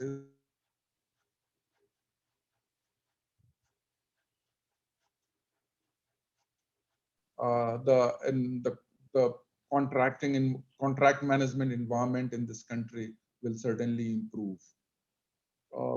I think I should stop here, and if there is any question, I'll be ready to answer that. Thank you so much. Thank you so much, Mr. Rajiv. I think you have heard and you have raised a lot of very valid questions from your vast experience heading MMRDA. I'm sure Dr. Nelson may like to respond, or Mr. Dhawan. We would request Mr. Dhawan to also now make his presentation. Mr. Sudhir Dhawan, a very distinguished professional. He was the past president of the CEAI. He is a very, very senior veteran and fully, aligned, and he's really been the inspiration for having this webinar. I really thank you, Mr. Dhawan, for your guidance and your presentation. Thank you, Mr. Mathur. I would suggest that since Mr. Rajiv has raised two questions from FIDIC, and since Dr. Nelson is here, maybe he would like to clarify those 2-3 points, then it will be very good for everybody. Nelson, would Absolutely. you like to respond to those? Absolutely. Thank you very much, Sudha. I would like to address first of all, can I thank the eminent speakers? They spoke eloquently about the state of play in India. What I hear is a lot of opportunity, but I also hear a lot about the need for standardization and to make sure that risks are properly managed, and also that we do everything that is possible to ensure that inward investment is absolutely doable in India. I pick up quite a number of points which was raised by Mr. Rajiv, and I'll just try and pick them up. I think the first point that was said was the need to make sure that the FIDIC contract is more user-friendly at national level. I think that's the key point that was being raised. The point that was raised on the guideline that we issue during the COVID, I'm pleased that the guideline was helpful in interpreting the contract, but I suspect the big issue is about the force measure and interpretation and the financial consequences of that. I do take the point that was raised that the guideline could go a little bit more. And I'm just going to make a recommendation at this point to CEAI, because what I'm getting is that yes, whilst the standard contract for FIDIC is meant to be a global contract, the idea of the FIDIC contract being structured in 3 parts is effectively to enable individual country or client to make that contract suitable for them. So let me try and address that in one point.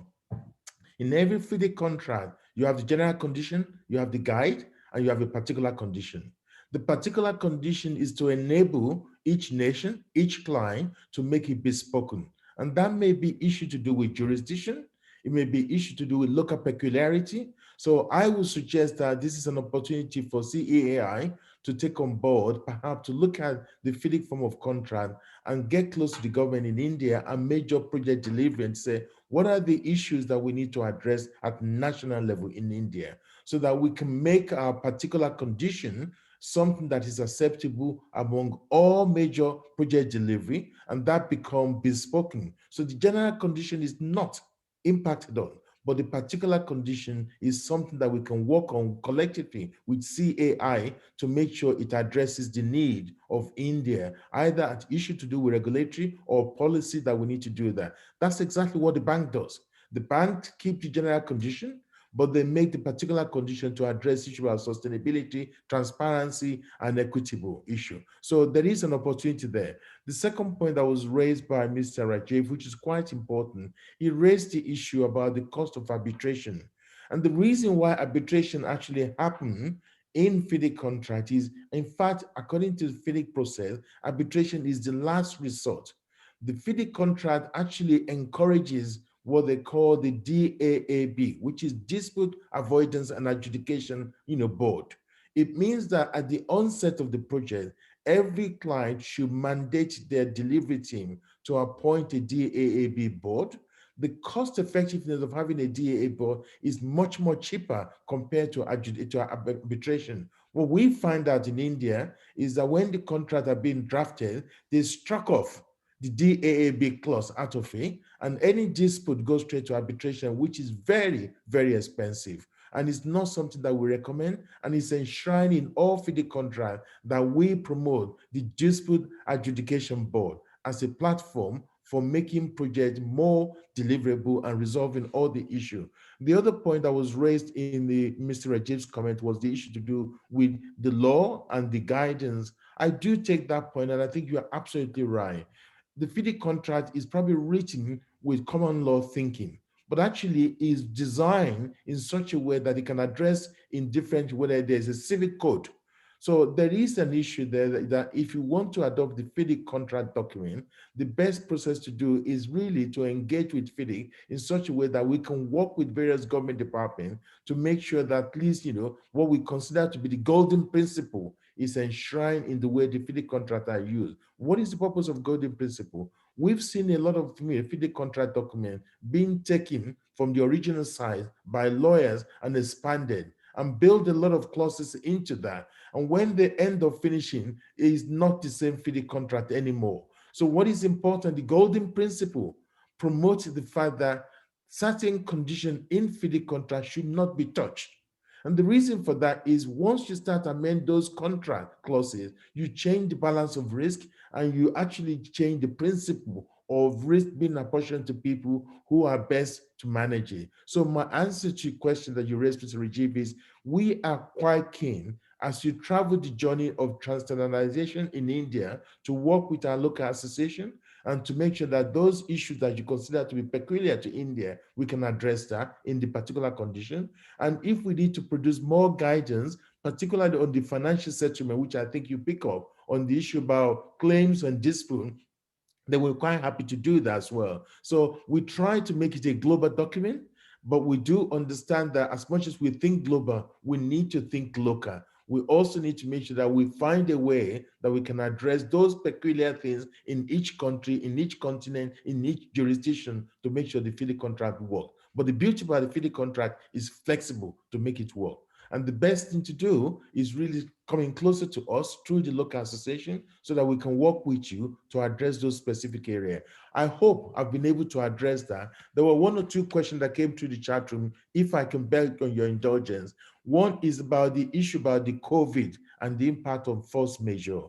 The FIDIC contract set out the 6 points to be tested on force majeure. So it is fully covered in the process.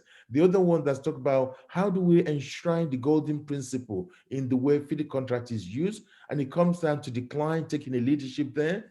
The other question that was raised was about PPP and EPCM. Are we going to have all this contract coming to you? I have good news for you. We are now working on PPP and we are working on it so that we can produce those documents in a standard form that people can apply. In fact, we are being pushed by the ADB, by the African Development Bank, by the Asian Development Bank, and the World Bank to say in different countries, there are different packages. We want a standard product. So we are moving along that area. And final point I need to mention is that there was a request. Can we make the slide available? Yes. The slide will be made available to my friend at CAE, and we can have that slide available to all those delegates who attended the conference so that they can have it. So I hope I've addressed some of the point. If there's anything else outstanding, I'll be delighted to address that. Thank you very much. Thank you. Thank you so much, Dr. Thank you Nelson. so much. You've been very kind. Mr. Sudhir. Yeah, I will start. Thank you, Nelson. Thank you. And we look forward to work with Mr. Rajiv to help making improving the documents that you may need to, and we are available. Sure, sir. Sure, sir. Anytime, any help, sir.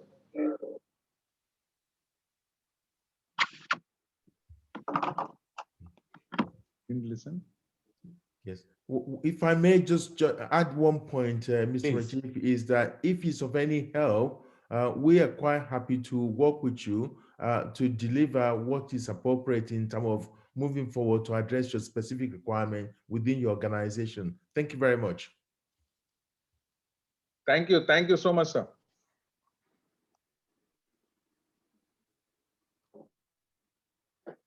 So I will talk about the contract conditions. I think I am fortunate that Mr. Amitabh Kant and Mr. Rajaraman and Mr. Rajiv all are in for some changes in the contract conditions. So my task is a little bit easy, but we have to work in a dedicated manner, structured manner to do that. So as mentioned, we are spending a lot of money, about $1 trillion to implement new projects, and the implementation of new projects is always a challenge, and that challenge is to be covered by using FIDIC conditions of contract that are available after many years of experience in various countries.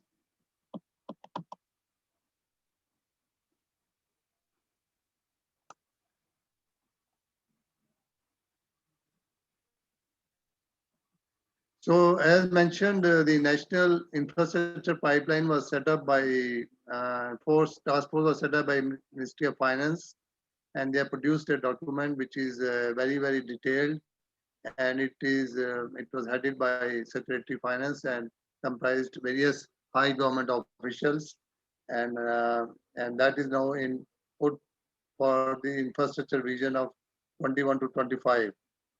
It covers all infrastructure sectors, including energy, roads, railways, ports, airports, irrigation projects, infrastructure.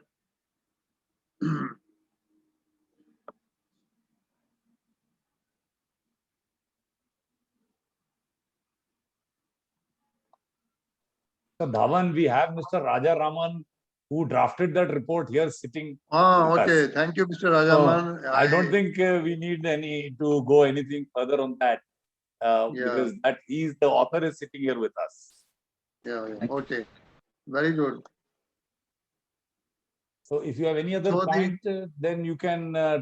Otherwise, if we, in the interest of time, and if you don't mind, we can invite Mr. Amit Sharma as a panel discussion to make his remarks, and then I'll ask Dr. Mr. Alok. No, let me finish my presentation. I will do it fast. I'll do it fast. This is the infrastructure pipeline, as we know, we have taught. This is the various sectors where money has been allocated, and I mentioned few of the sectors which are big, where big money is coming. And this I would like to mention, what are the projects problems? We have delays, we have cost overrun, we have claims, and this is all due to the inadequate selection of consultant and team many a times. And also there is no monitoring, uncover all the details, and there is sharing mechanism. And there are inadequate provisions for review of design and drawings. And there are definitely errors and omissions in documents, which lead to problems and issues between the contractor and the consultant and other people. Now, what are these reasons on the contract provisions? These are all mostly one-sided, and these need to be covered in detail where the risk can be shared. And now, as we mentioned, as we discussed already, there's a need to draft a standard procurement document for all infrastructure services with balanced contracts and minimizing disputes. And as we all know, there are issues due to political, non-political events, including epidemics like pandemic like this, and these are to be covered in the contract documents, and this has been mentioned by Dr. Nelson. These are covered in the new document. So what is now happening in India? Every government agency has its own conditions of contract. Private companies have drafted their own conditions of contract, and multilateral funded project institutions, they normally use FIDIC conditions of contract. So every contract varies, and in other words, the standard contract conditions are not there, and this is a major problem with during bidding stage and during implementation stage. So, as I mentioned, there are major implications.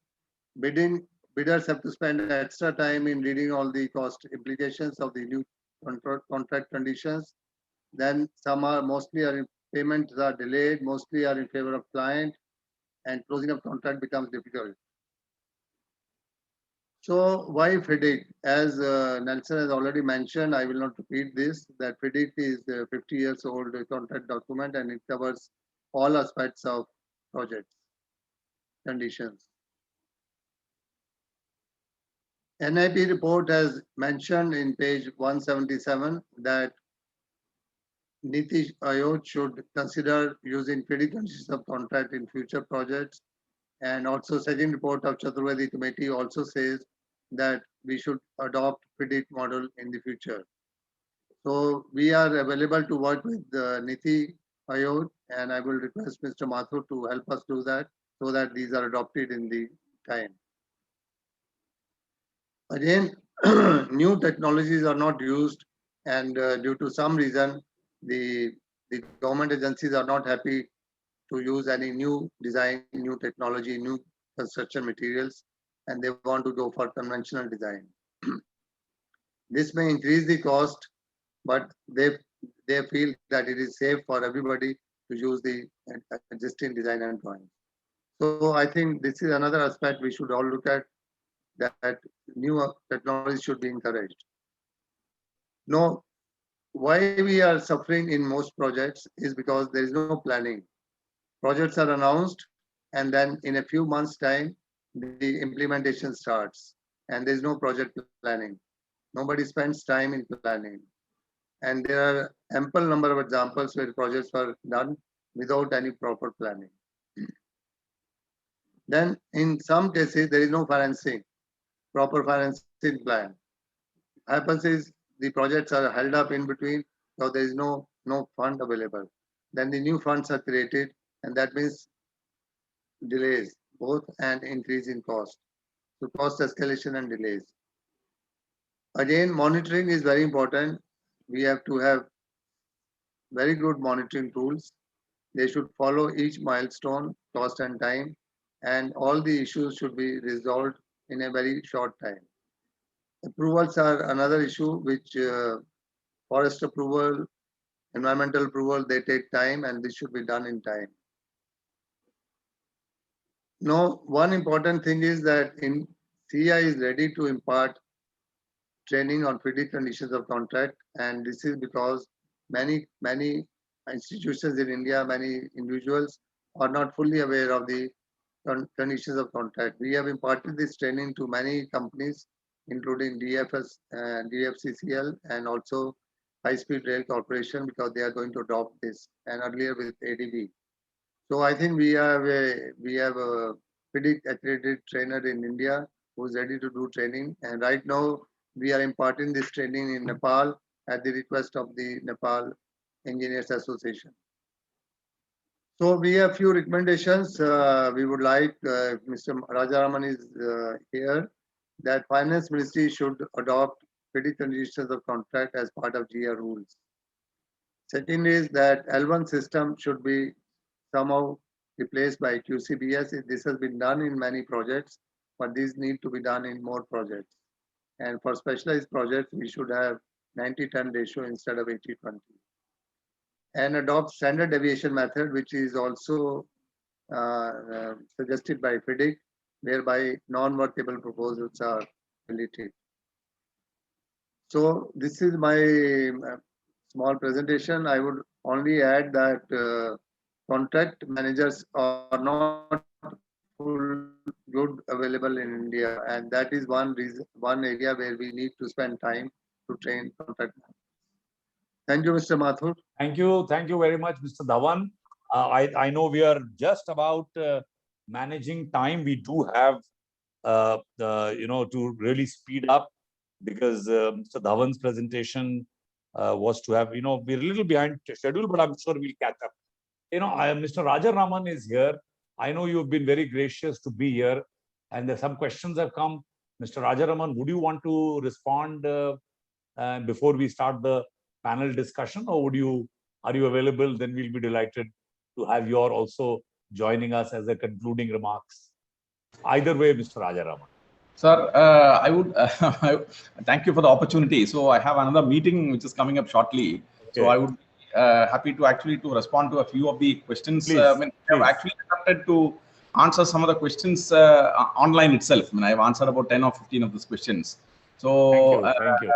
Which I think the participants can certainly see. So many of the questions relate to how to align contracts, I think, with the FIDIC model. I think so. This is a good question. So the suggestion which I had made in my presentation was to set up a small task force to actually look at where the misalignment is and try and figure out how to realign some of the standard bidding documents, some of which might have been drafted maybe a couple of decades ago, starting with Mr. Gajendra Haldia. So, his times, I think many of the documents have, are quite old. Mr. Rajaraman, I used to be Niti Ayog, and I used to do that. I was looking at infra, you're aware. Yes. So, one of the issues really is that Niti Ayog, the successor of Planning Commission, is looking only at model concession agreements. It is more limited to PPPs, and the remit of Niti Ayog doesn't extend to, typical EPC contracts. So would you like to really empower Niti Ayog to enter into that remit also? Because currently the vision is only limited to PPPs. Sir, I would strongly believe that Niti Ayog must get engaged here, because essentially there are a number of ministries where we have legacy contracts which date back to the British period. So I guess many of the contracts are really outdated and need to actually move with the rest of the world. And in fact, the high cost of contracting of contracts actually are a result of some of the provisions in these contracts. So high risk perceptions which get built into contracts as part of the higher bids that are received. So there is a strong case for us to set up this. I mean, I would strongly support it, and maybe we will, as part of your suggestion, we will write to the Niti Aayog also, requesting them to set up a task force to review EPC contracts as well. I think so. I think that may be a very timely thing to do, because we need to clear up a whole this section as well. The second question which has been raised is regarding, I think Mr. Rajiv raised it regarding the arbitration process. I certainly agree with him that arbitration is a very expensive and a time-consuming proposition. So the New Delhi International Arbitration Center Act of 2019, for which the rules are under finalization, will certainly bring in high-quality institutional arbitration into this country, which will be both reliable and cost-effective. So that is the goal. So I mean, I'm not providing you with any shortcut or an immediate solution, but this will be a long-term answer to the question that he has raised.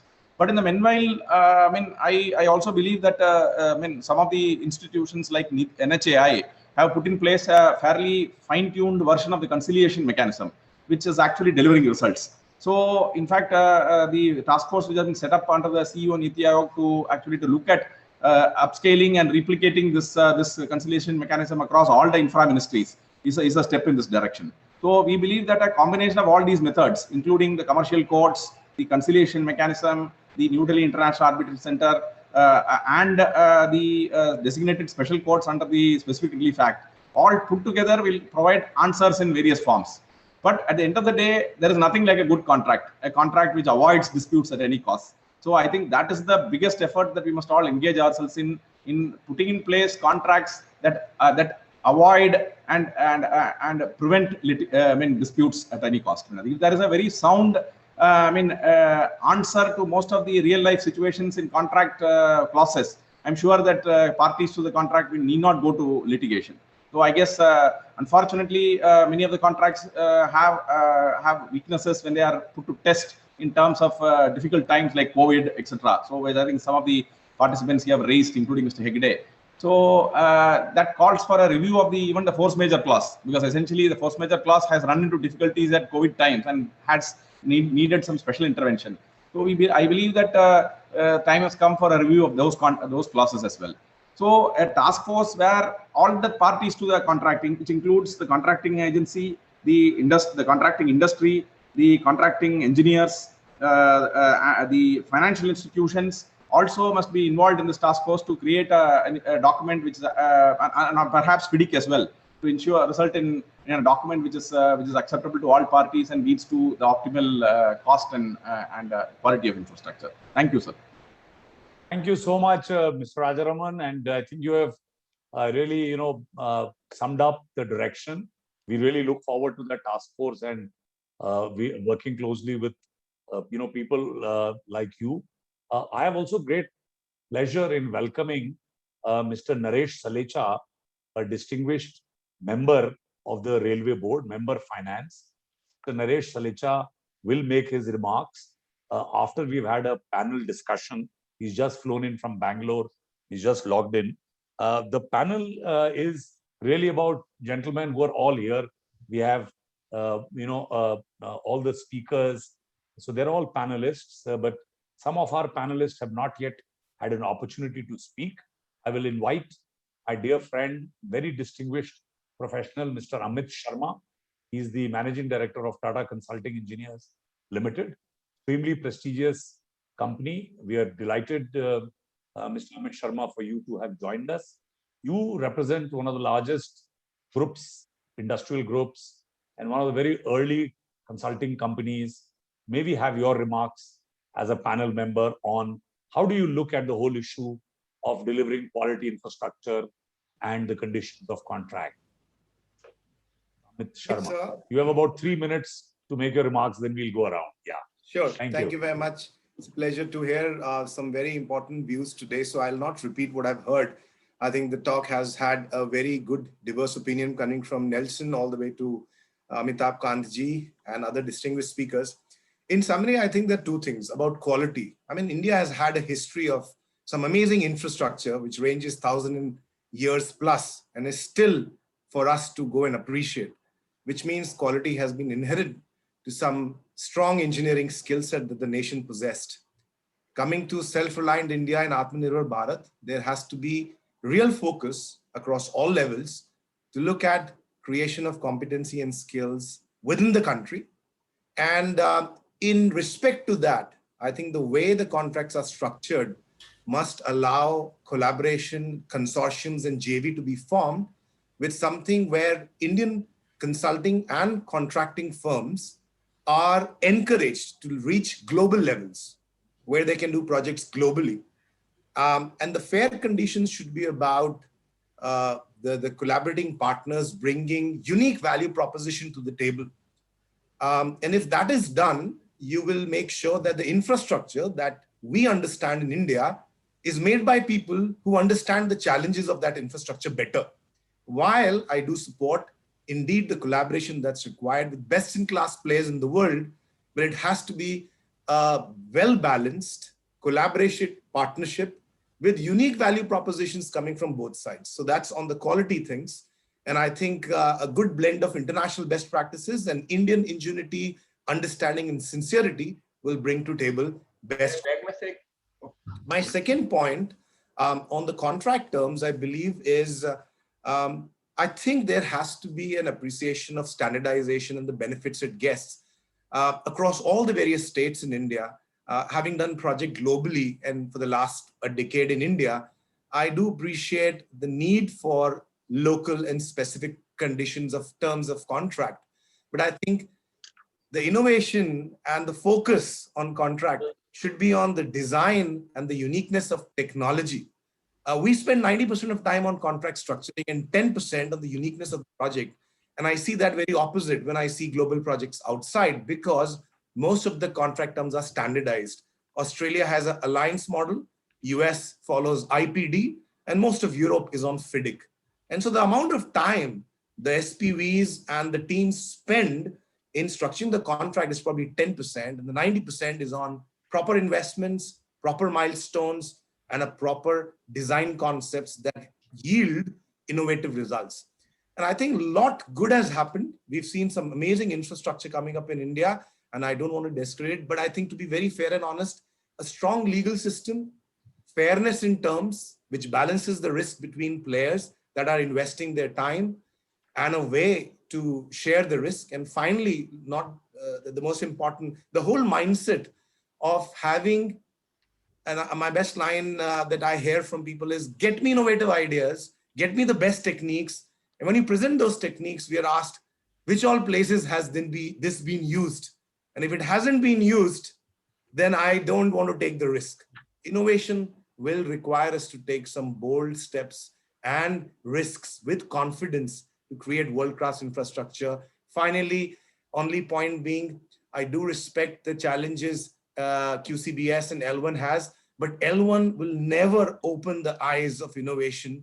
It'll always result in cutting the corner on both sides, and hence a balanced QCBS is the way forward, with fair, strong legal and risk sharing on both sides. And we can look at global benchmarks with alliance contracting, IPD, and FIDIC, and make sure that we follow certain standards with the specific conditions of the contract that are local, could be just 5 to 10%. Thank you very much, Mr. Mathur, for giving me. Thank you, Mr. Sharma. I would call the other panelist, Mr. Vishwas Jain, founder, managing director of Consulting Engineers Group, Jaipur. Mr. Vishwas Jain, as a panelist, would you like to comment on the emerging opportunities for Indian consulting companies and Indian construction companies to partner to become global, like Mr. Kant said, go global? So what are your views on that, Mr. Jain? And by the way, happy birthday. Thank you, sir. Thank you. Today is your birthday. So what I feel, there are a lot of opportunities across the globe for Indian companies to work around the globe. Maybe in African countries, we are quite comfortable. We have learned a lot during last few years. India has developed really in a much better way. We have developed our own technology. We are working with, like we have seen many large size bridges, tunnels, etc., all being constructed, sometimes with the local engineers. So I'm definitely supporting Mr. Amit's views that there should be a capacity building and there should be opportunity opening for Indian consulting firms who can work in India and also can work outside India globally. Thank you. I will now invite our other panel member by introducing him also, Mr. Alok Brara. Alok Brara is a very distinguished professional from, he is presently the CEO of India Infrastructure Publishing, very respected, widely circulated magazine. We are regular followers.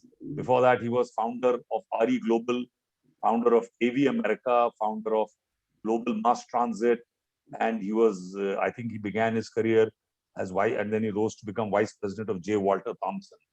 Very distinguished background, a good personal friend of mine. Mr. Alok, you are here as a panel. You've been here since this session began. What are your comments? Like, what is your takeaway as a publisher also? And hopefully you will guide your editorial team. If you were to report on the outcomes of what today's seminar could look at, what did we look at, what we did not look at? Mr. Rajaraman is here. What would you like to tell the consulting community, the contractors, the private sector, the government, FIDIC, CIA? What's your take on today's webinar? I'll do this in just about 3 minutes or so, or maybe less.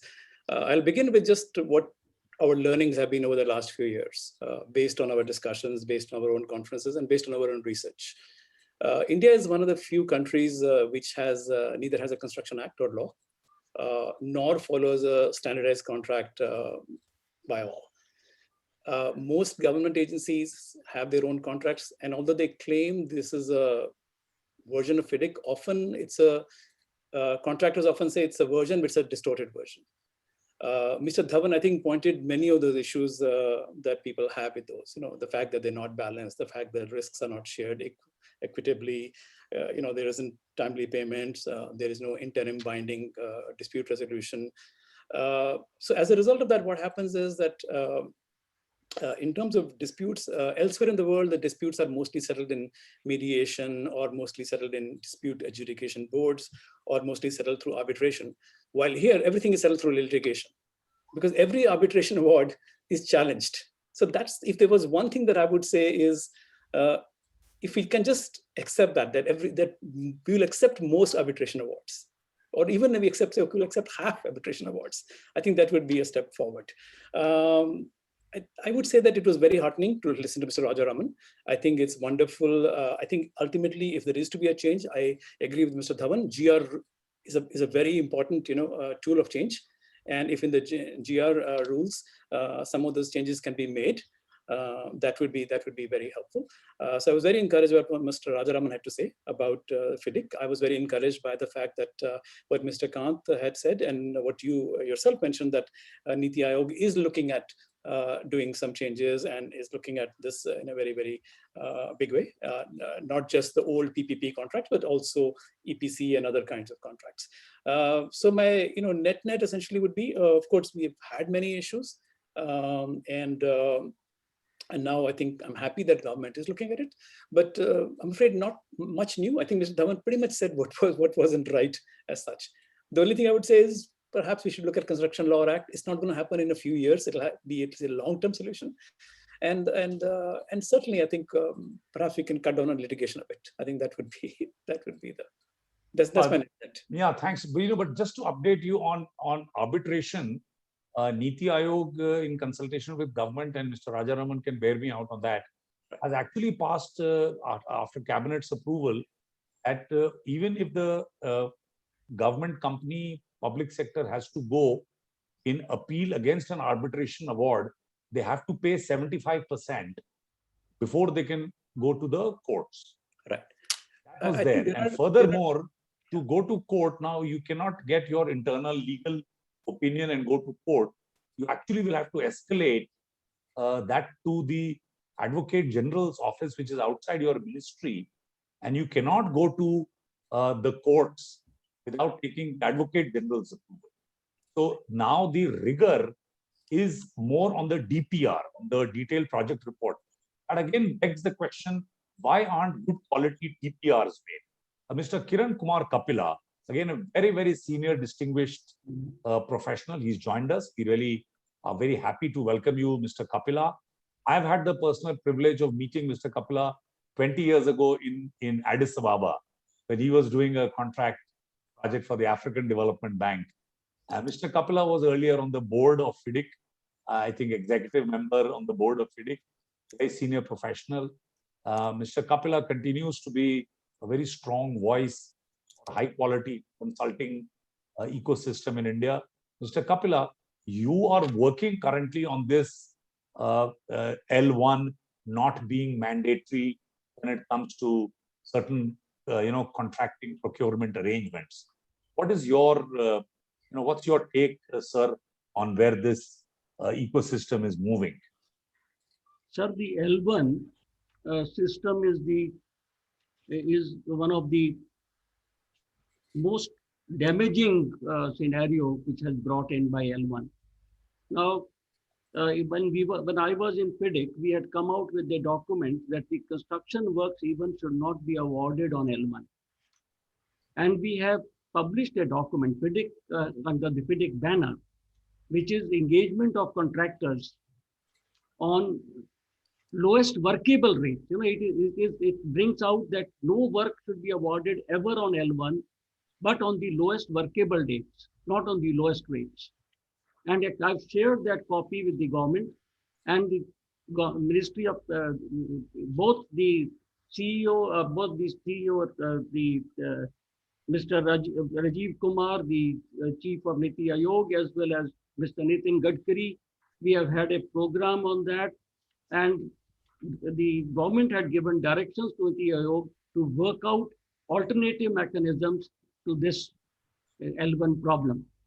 I believe that has gone ahead, and it is somehow now in the final stages being discussed with the Ministry of Finance, and it should happen. I believe within this year, we should be able to get rid of L1.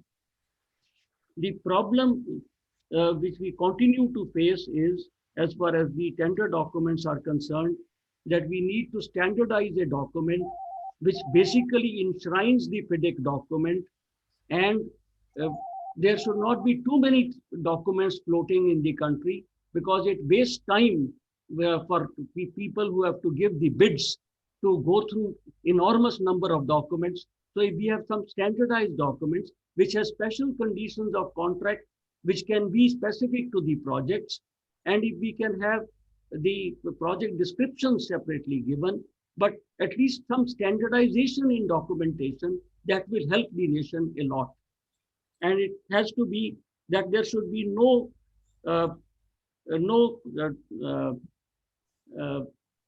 abrasion of the basic conditions, general conditions of contract, which is often done by various departments. It just remains, the name remains FIDIC, but the document is tempered badly. So please do not touch the general conditions of contract. You may change, you may bring in all the changes you want in the specific special conditions of contract, but don't touch the general conditions. Those are my recommendations. And I would also like to again reiterate that no work should ever be awarded, whether it's a works or goods or consultancy, should be procured on least cost basis. In fact, it should be at lowest workable rates, irrespective of whether it is a work, it is consulting, or it is the procurement. None of these should be on least cost. It has to be, we have to dispense with this system and move from there. And as far as consulting assignments are concerned, it would be appropriate to have them all on QCBS and minimum of it at 80-20. But for special projects, we should have it at 90-10. Good. I think, Mr. Kapila, you've brought it very clear.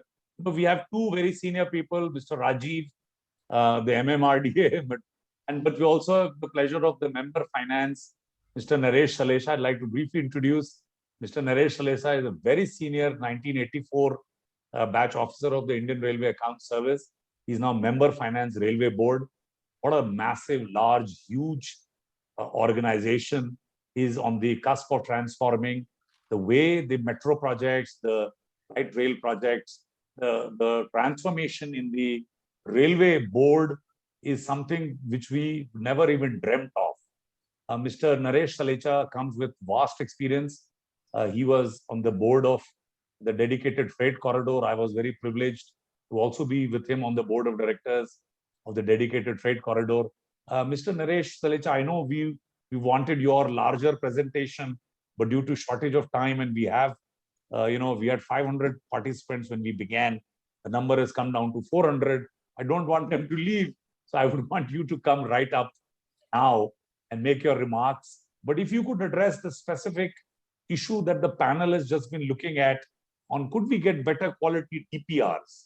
Could we move towards a more, more quality selection and away from the L1? What is the thinking in the railways? How are you looking at the transformation of project management in the railways? Mr. Naresh Salesa. Thank you, Mr. Yadendra Mathur, and thanks, friends. Good afternoon to all of you. In fact, I did not have privilege of listening right from the beginning. So I'm not sure whether I'll be able to repeat some of the portions, which I don't intend to. I'll restrict myself sharing with the railway experience. And as Mr. Mathur pointed out, we are in a massive mode of investments and our innovative modes, and also in some restructuring going on. I'm sorry, Naresh, to cut you. Is Mr. Nelson leaving us, or has he already left? I wanted to thank him before he left. He's just left, I think. That's okay. Sorry, please continue. Yadu, how much time I've got? Accordingly, I'll restructure. Sorry, I'm not able to hear you. I'm sorry. I'm saying we were planning to wind up at 4:30. Okay. But you can take 5-7 minutes. I'll please. 5 minutes. Yeah, so, please. Friends, I'll not go in merit and demerits and the details of the FIDIC, which I'm sure all of you experts and all either practicing experts or adopting or consulting engineers will know much better. We had experience in capacity of the board and particularly looking after the financial and the compliance and the other side of the DFCCL when I was holding the additional charge in addition to my own charge here. In fact, like just to give you the investment side of this thing, that I'm sure when CEO Niti would have been covering or somebody from DA would have been talking, they would have mentioned about the national infrastructure pipelines and investment of 111 lakhs crore. Railways almost shares about 13 to 14%. We are contemplating to invest about 14 lakh crore rupee.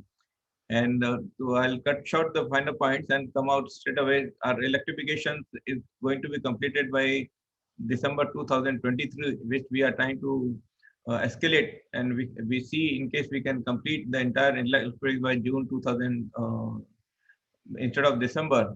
Now it requires huge investment and also required the ICBs and also required the support of the multilateral agencies, be it World Bank or ADB or any other agencies are concerned. And when these agencies come up or say like ICBs are there, then of course like you have to have a universally acceptable conditions of contract. Traditionally, the government has been following GFR and also have been following the policies laid on C&AG for auditing and for CBC. Somebody was mentioning about L1, somebody mentioning about the quality and contradictions. So I'll not go. I could have reacted slightly here and there, but I don't intend to do with the paucity of time.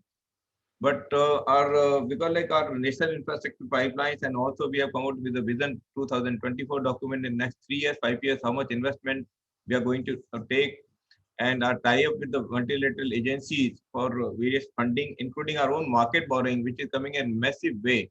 It is increasing leaps and bounds. Our capex itself, which was a couple of years or maybe 2 decades back, on an average was about 24,000 crore, was about 10-15 years became 48,000 crore. About 2 years, 3 years back, it was 110 lakhs crore. Now, last year it was 1.61 lakh crore, and next year our budget estimate for 21-22 is 2.15 lakhs crore, which includes GBS, which is massive 53% increase in allocation over last year's GBS, of 2021 and our internal resources and EBR, that is extra budgetary resources. Why I'm giving all data, not to give you the all technical jargons or the financial data, but to say that these are the foundations which will require. Now, coming back to the larger big ticket items, we are already executing these two projects of DFCCL, East and West, where Mr. Mathur and we were together on the board. We are coming in very shortly with the PPP mode, Sonagar Gomo and Gomo Dankuni. In addition, government has already announced the 3 new corridors, which may contemplate the investment of 2.5 to 4 lakh crore, and mostly they will be bound to be on a FIDIC base. Similarly, high-speed corridor corporation, which is happening, and that is on similar mode, and 7 new study of high-speed are also happening, which we already given the consulting for to agencies, and we expect the abstract or preliminary study will come shortly, and we'll come to know what are the routes which are profitable. In addition, friends, we are also going in a massive way for investment on the private sector, investment in the station development. You would have been reading about New Delhi station, particularly and Mumbai, which itself will attract investment individually of something about 5,500 to 6,000 crore rupee investment. I'm talking about only 2, and we are contemplating 50 plus 50 during this year and this thing. And total our investment, we are planning to have the station development 400.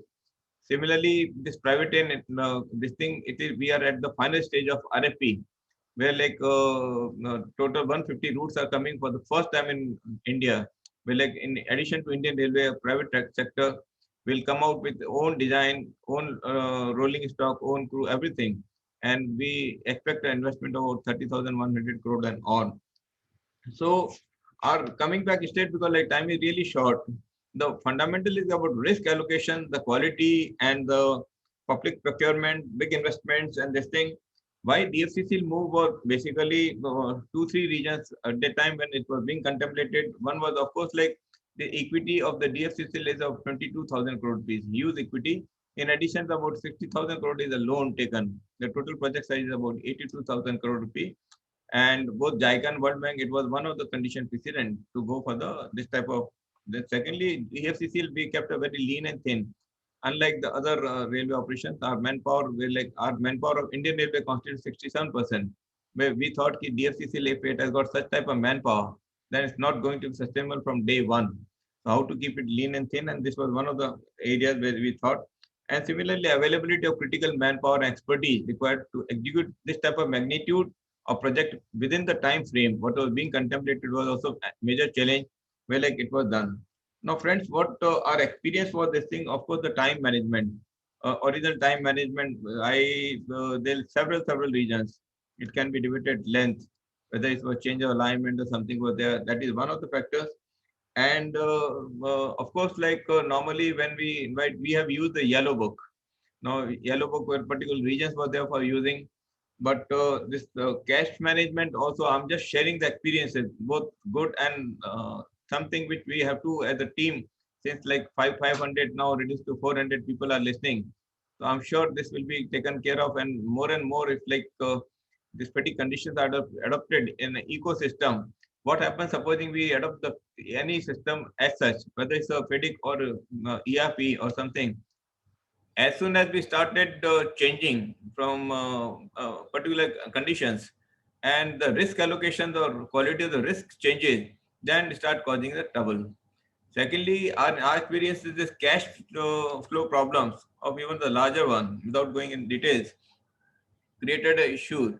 Well, according to initial projections, there was sufficient cash projections which are required at the time of the assessment. Third, somebody mentioned about the arbitration, and Mr. Mathur rightly pointed out, yes, there is a cabinet note. After cabinet note, this has been settled. But the concept of DRB, Dispute Resolution Board, which is normally supposed to be the first stage before even you go to the arbitration, that is being, in our witness, we have seen, it's not only this thing, only the government or the authority, or there's concessioning authority challenges, is the other party also challenges. The issue remains as long as the one party is not satisfied, it moved to the second level. Perhaps this is also required to be looked into by the expert and the participant, how this can be settled, because this will be legal issues will be one of the predominant issues. which will have impact on overall cost and overall compliances and all cash flows also. So this also changes the complete risk profile. So this thing, secondly, this thing, our contracting period, which we feel should also be reasonable. If it is stretched kept too limited initially and then has got impact on this thing, perhaps according to our experiences, may have impacted. Another, my very limited, since we have got, I'm already shooting my time allocated, is the change of law. A change of law is in the Indian context. We have seen the GST which has been came after our contract was entered into. So that was also one of the challenges, which I think other organizations also finding a challenges. How to cope up? Of course, like the GCC do, I mean, this FIDIC also do provide, and for that matter, even general conditions of contract, the GFI also do provide a fair amount of clarity. But in implementation stage, yes, there are several issues. So how to go about this thing? But overall, I feel personally this is the right way. If you really want to go for bigger ticket items and for real competitive bidding, then it's a fair allocation of risk. And one last point also, the competency of PMCs also will be required to be linked into. They are competent, but that also depends on the PMC competency, their sense of fairness to both the things, and also abstract. We saw both the side of cases. On a reverse side of cases also, I'm just mentioning this point for the expert to deliberate. So these are my few points. I hope next time Yadu will be able to give me more times. No, we wanted you at 2 o'clock, but you were traveling, Mr. Member.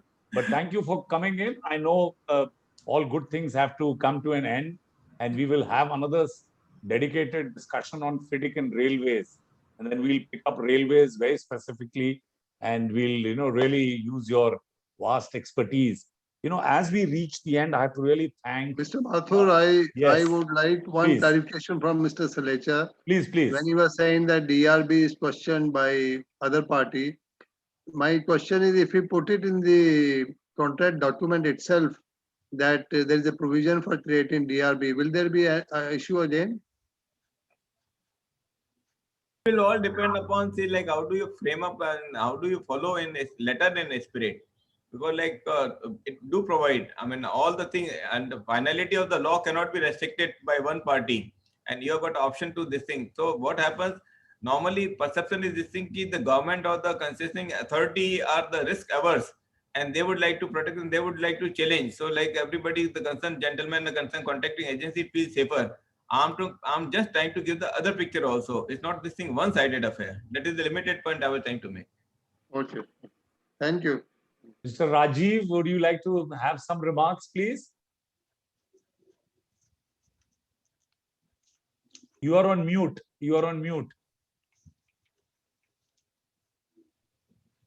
Thank you so much, sir. I got really enlightened today and greatly benefited by the speeches and ideas and views of other eminent speakers. On the issue of arbitration, certainly, I see there are a lot of views on it. And it was also said that the Delhi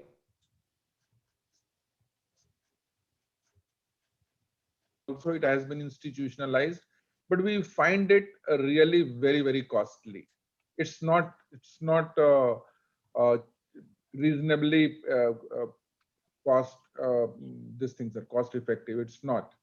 So somewhere we'll have to take care of the processes, because arbitration process is a very long drawn process. And the board we are inserted in the contract document that way. Even if we do that, we'll have to give an opportunity to the aggrieved party to go to the higher authorities. If you close there in the contract document, I don't think it is going to stand the legal scrutiny. So these are some of the issues we have to ultimately think about, shortening the arbitration process and also making it reasonably priced. Thank you. Mr. Amit Sharma.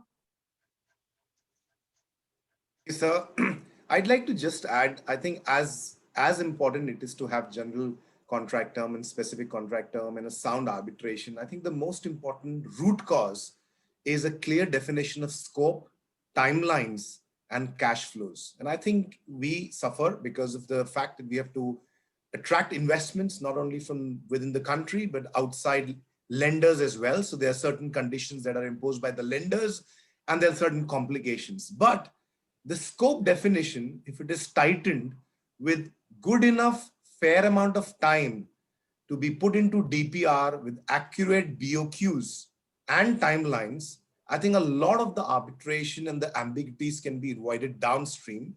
Secondly, a fair, balanced cash flow that benefits both the producer and the consumer in an equitable, fair manner will reduce the quantum of arbitration to a very large extent in the Indian context, particularly. And my third learning is, of course, in terms of creation of selection criteria, not elimination criteria, right? And truly, if there are selection criteria, you would attract the best of the teams, do a project with sincerity, with the knowledge that there are fair terms of engagement. At the same time, the scope is well defined and has risk and reward balanced. Thank you, Madhav. Thank you, sir. Yeah. Mr. Alok, any comments, last comments on the panel? Thing I would add is, again, I think you mentioned about DPRs early, importance of DPRs. And what we hear from our people we interact with, the industry, they say typically not enough time is spent on that. And also the quality of people who are selected to prepare the reports also leaves much to be desired. And that goes back to the points raised by many people today about QC, quality QC-based selection. I think that's true for every cycle, not just people who are the contractors, but also consultants who prepare the DPRs. Kapila, you're an expert on this. Sir, I would only like to mention that you had mentioned that the arbitration thing has been improved and 75% can be paid straight away. But you have put a clause there, and that is that the bank guarantee for that much amount should be given. Now, a person who is in distress and has lost a lot of money, whom you are giving an arbitration award, is not in a position to give the bank guarantee to collect the money. Since they are working contractors, they should be paid 75% without any BG. That was the main recommendation of the government when it passed the order. But it has been downstream, it has been broken up, and it was not properly implemented in the letter and spirit in which the government of India had decided it. I have both the versions, the government's decision, which says 75% should be paid, and thereafter a revised version by the bureaucracy, which says it should be against bank. Again, I will just correct you. That was again corrected, but anyway, that's not the focus of this discussion today. No, it's not. But what I'm saying is that at least it should be looked into again. If a person is in distress and you are trying to help him, then don't burden him with a BG. Particularly the working contractors who have so much other money already with you in other projects. Yes, Ani, I take your point. Mr. Salecha. Mr. Salecha, any comments on this? You are on mute. Yeah, I think what he is saying is making a point which is required to be factored into. You give legality. Now, I will not like to comment on this thing. Why is this conditionality of the BG is required, or whether it will this thing? Of course, he is making a point which is relevant. If some parties are already distressed, but the other factor probably is to keeping the financial interest of both the things into the factor, because this is not led to the finality. Mr. R.A. Raji just mentioned that you cannot take away the right and obligation of anybody, and also it's a fact. Ultimately, when you really calculate the landed cost of the project, whether it will have including arbitration, it may go very, very high. So you have to factor into again. We must appreciate the FIDIC condition. I don't think so. Is use the history of, say, like we have been following for decades. We are, in fact, as the railway is concerned, these are the two big ticket items which has happened only very recently in the recent couple of years. So we are also in learning process, but this point, what has been all the speakers have been mentioning about whether DRB or arbitration is very, very important to factor into. And this this will lead to the cash flow issues also. Great. So that gives us more food for future webinars. I think if Mr. Raja Raman is still there, then he may like to come in, or from Mr. Amitabh Kant's, because I can see they are still logged on. I would like to also then call Shyam Sundar Khandelwalji. He's raised his hand. He and Sheena Gladstone and Mr. Rajiv Maini of CIA, they have been really working very hard to put this webinar together. Mr. Rajiv Maini, any comments from your side, please?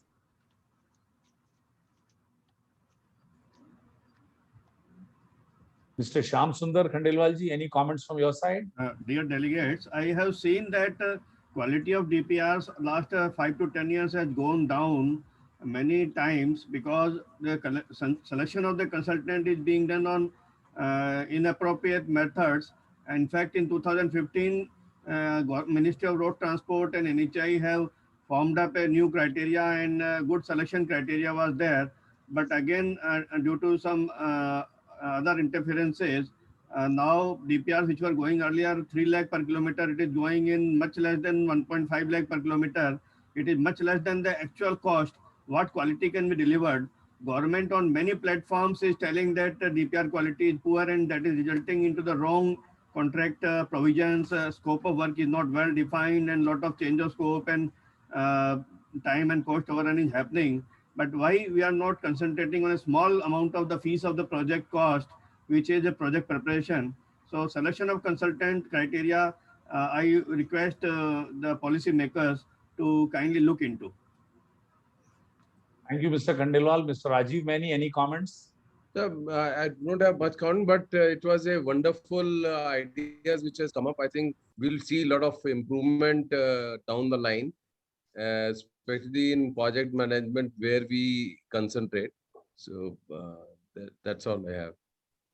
Thank you. Mr. Vishwas Jain, would you have any comments? You were... What I feel, most of panelists and experts, they have deliberated on the arbitration and the DPR are two challenges: poor quality of DPR and the length of time taken in arbitration. So how to avoid arbitration, or how to cut, how to shorten the time of arbitration? This is the need of today. And the second one is how to improve the quality of DPR. So selection of consultant is definitely very, very important. What I feel, in most of the DPR, the person who is working on DPR plays very, very important role. And most of DPR, the qualification suggested in RFP, invited by government department, they normally encourage the retired government officials to take part in the preparation of the DPR.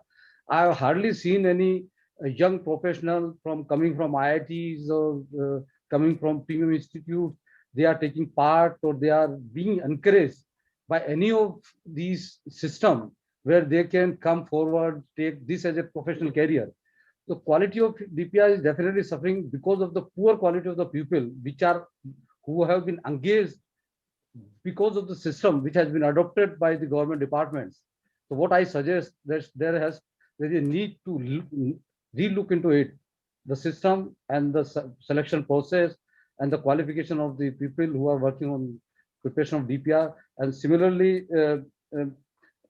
Salecha suggested the fairness in PMC. So that is the need of today's PMC, has to be very, very fair and impartial. Thank you very much. Thank you. So now actually the panel is over. I'd just like to invite Iona Philip and N. Rajesh, two participants, to just give us their feedback about their experience being in the webinar. Very short, 30 seconds. Yeah, sir, very good evening. I'm Rajesh from L&T Construction. So we are into all the EPC projects. So major issue I want to highlight is because all the EPC projects are under design build contracts, where we don't have a DPR. We have a preliminary design, and the DPR has to be done by the contractor. That means the detailed design construction drawing has to be done by the contractor. But the issue is that the DPR is anyway poorly prepared, and this DPR clauses are put onto the contract as minimum clauses. That means the contractor cannot do any alternate proposals. He should do whatever is written in the whatever the DPR consultant has considered, he has to consider. That means this is prevent, because being a design contractor, contractor is entitled to for a full design. So that design freedom of the contract is terribly undermined in all these contracts. So my request is that if you want to build a design build contracts, please take out all the unnecessary clauses which prevent the design freedom of the contractor. So contractor can bring many alternate materials, many innovative techniques. So nothing is able to do due to such clauses. So that has to be taken care while preparing the future contracts. That's all. Thank you. Sayona.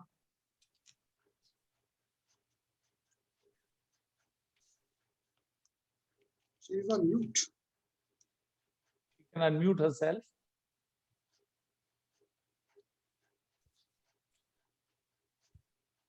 Okay. Okay. I think we will now. So you can ask Alok Bhomik also. I have Mr. Alok Bhomik.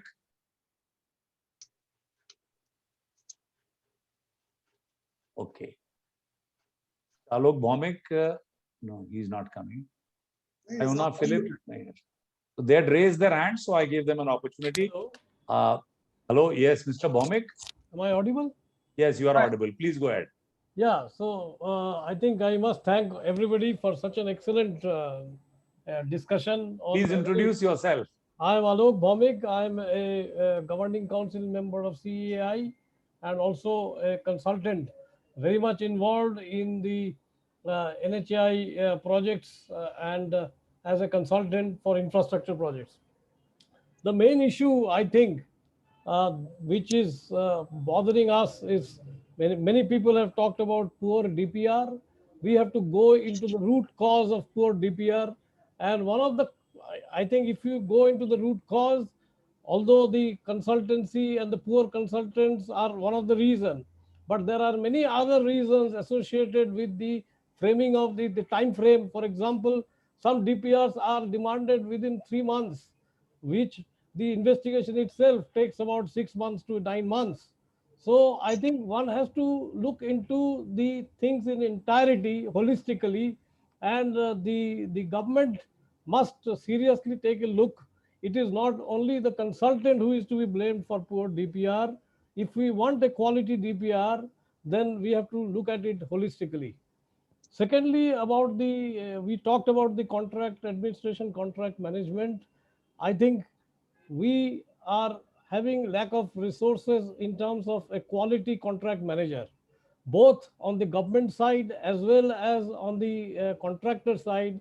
We find that the contract managers deputed, they have hardly a knowledge of the contract management. They do not understand the contract management properly.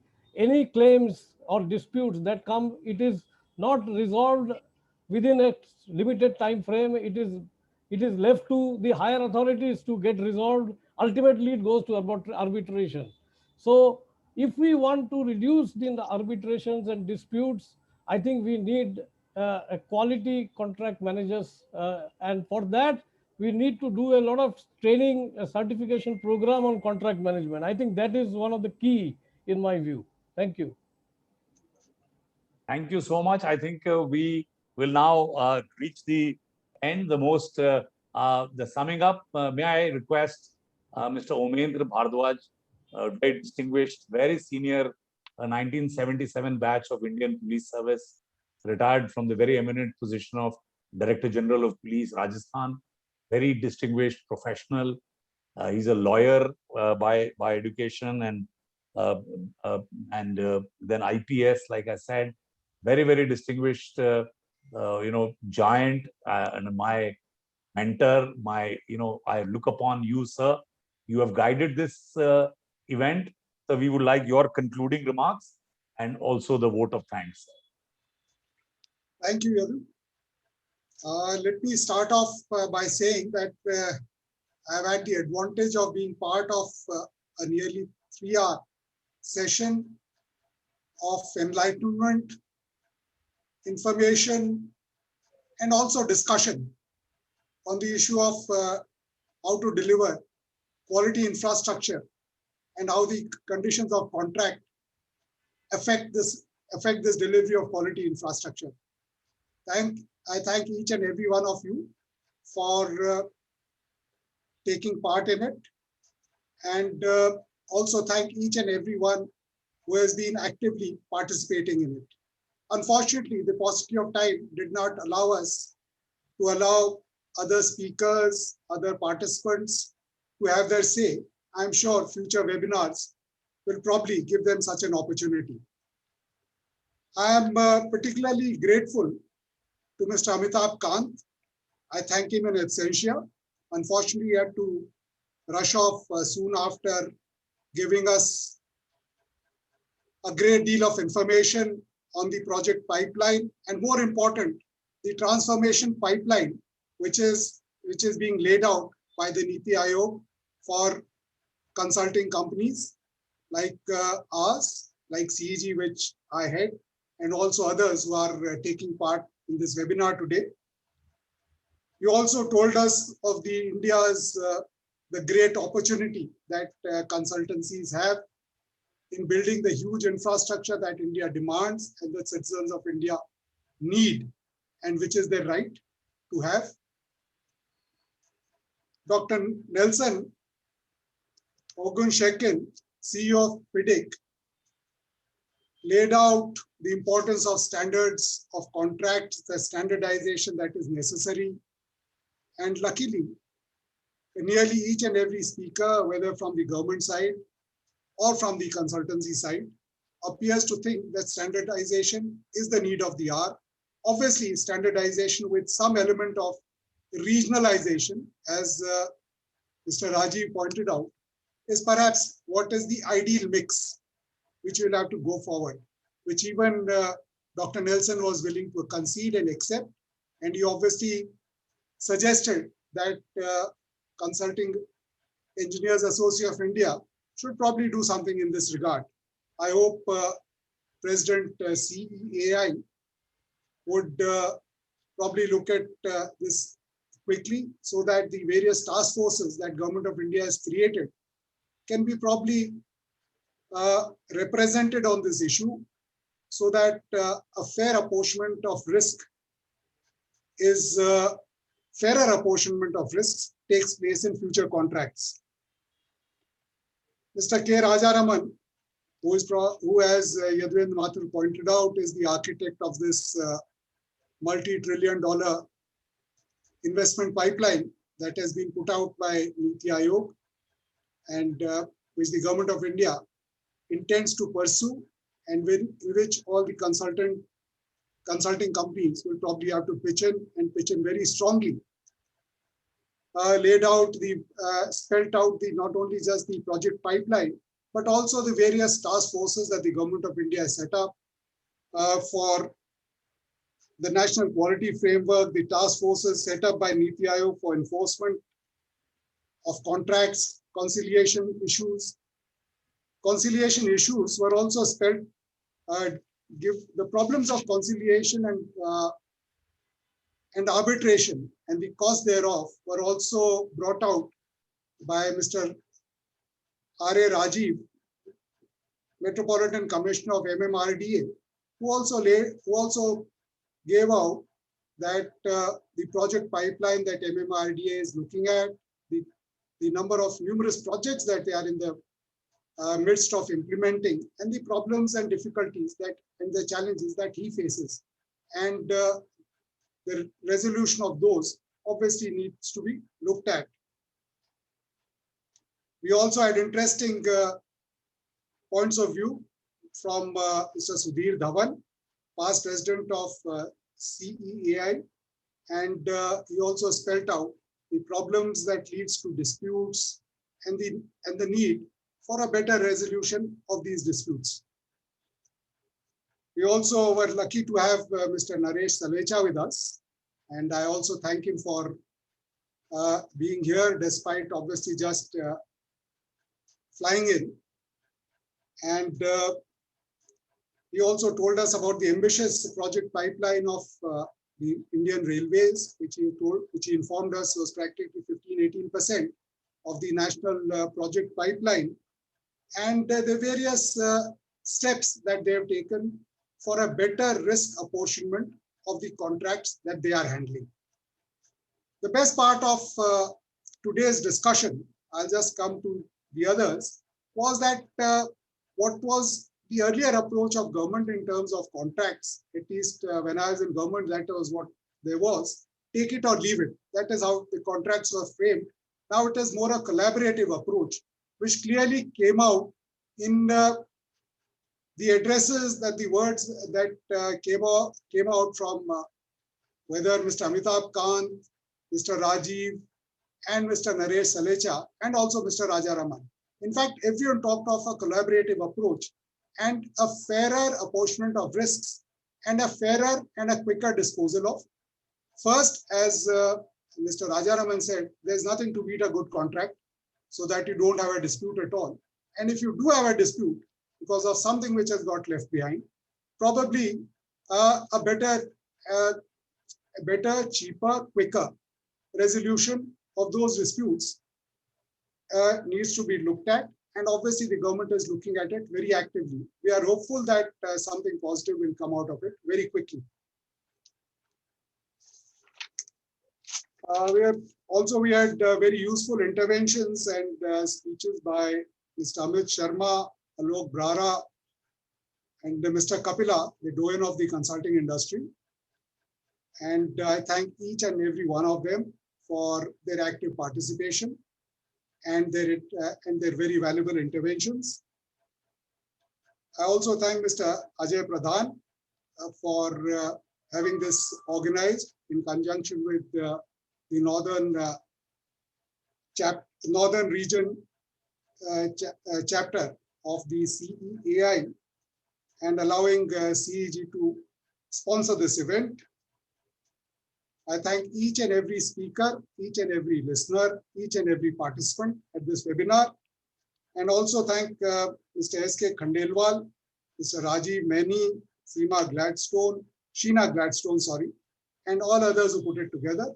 And lastly, but probably should have been first, Mr. Yaduen Ratu, who put this whole thing together to make this a very enlightening exercise and a first step towards better collaboration. And hopefully, we will get into a more and more collaborative mode with his experience, his network of friends, associates, and probably the consulting industry will go a long way forward in a better, in a more holistic or rather a more collaborative format with the government. Probably we'll get listened to a little more. Probably we'll be able to appreciate the point of view of the client, that is the government. In the infrastructure sector, it is largely and practically the government which farms out these contracts. And that is where I think we'll probably be able to hear each other or listen to each other more, probably understand each other's point of view a little more. And I thank him for putting this whole thing together. Thank you very much. And once again, if I missed anyone out, thank him as well. Thank you. Thank you, sir, for your kind words of encouragement. With these remarks, allow me to, close this webinar. Thank you, one and all. Thank you, Chairman sir. Thank you. Thank you. Thank you.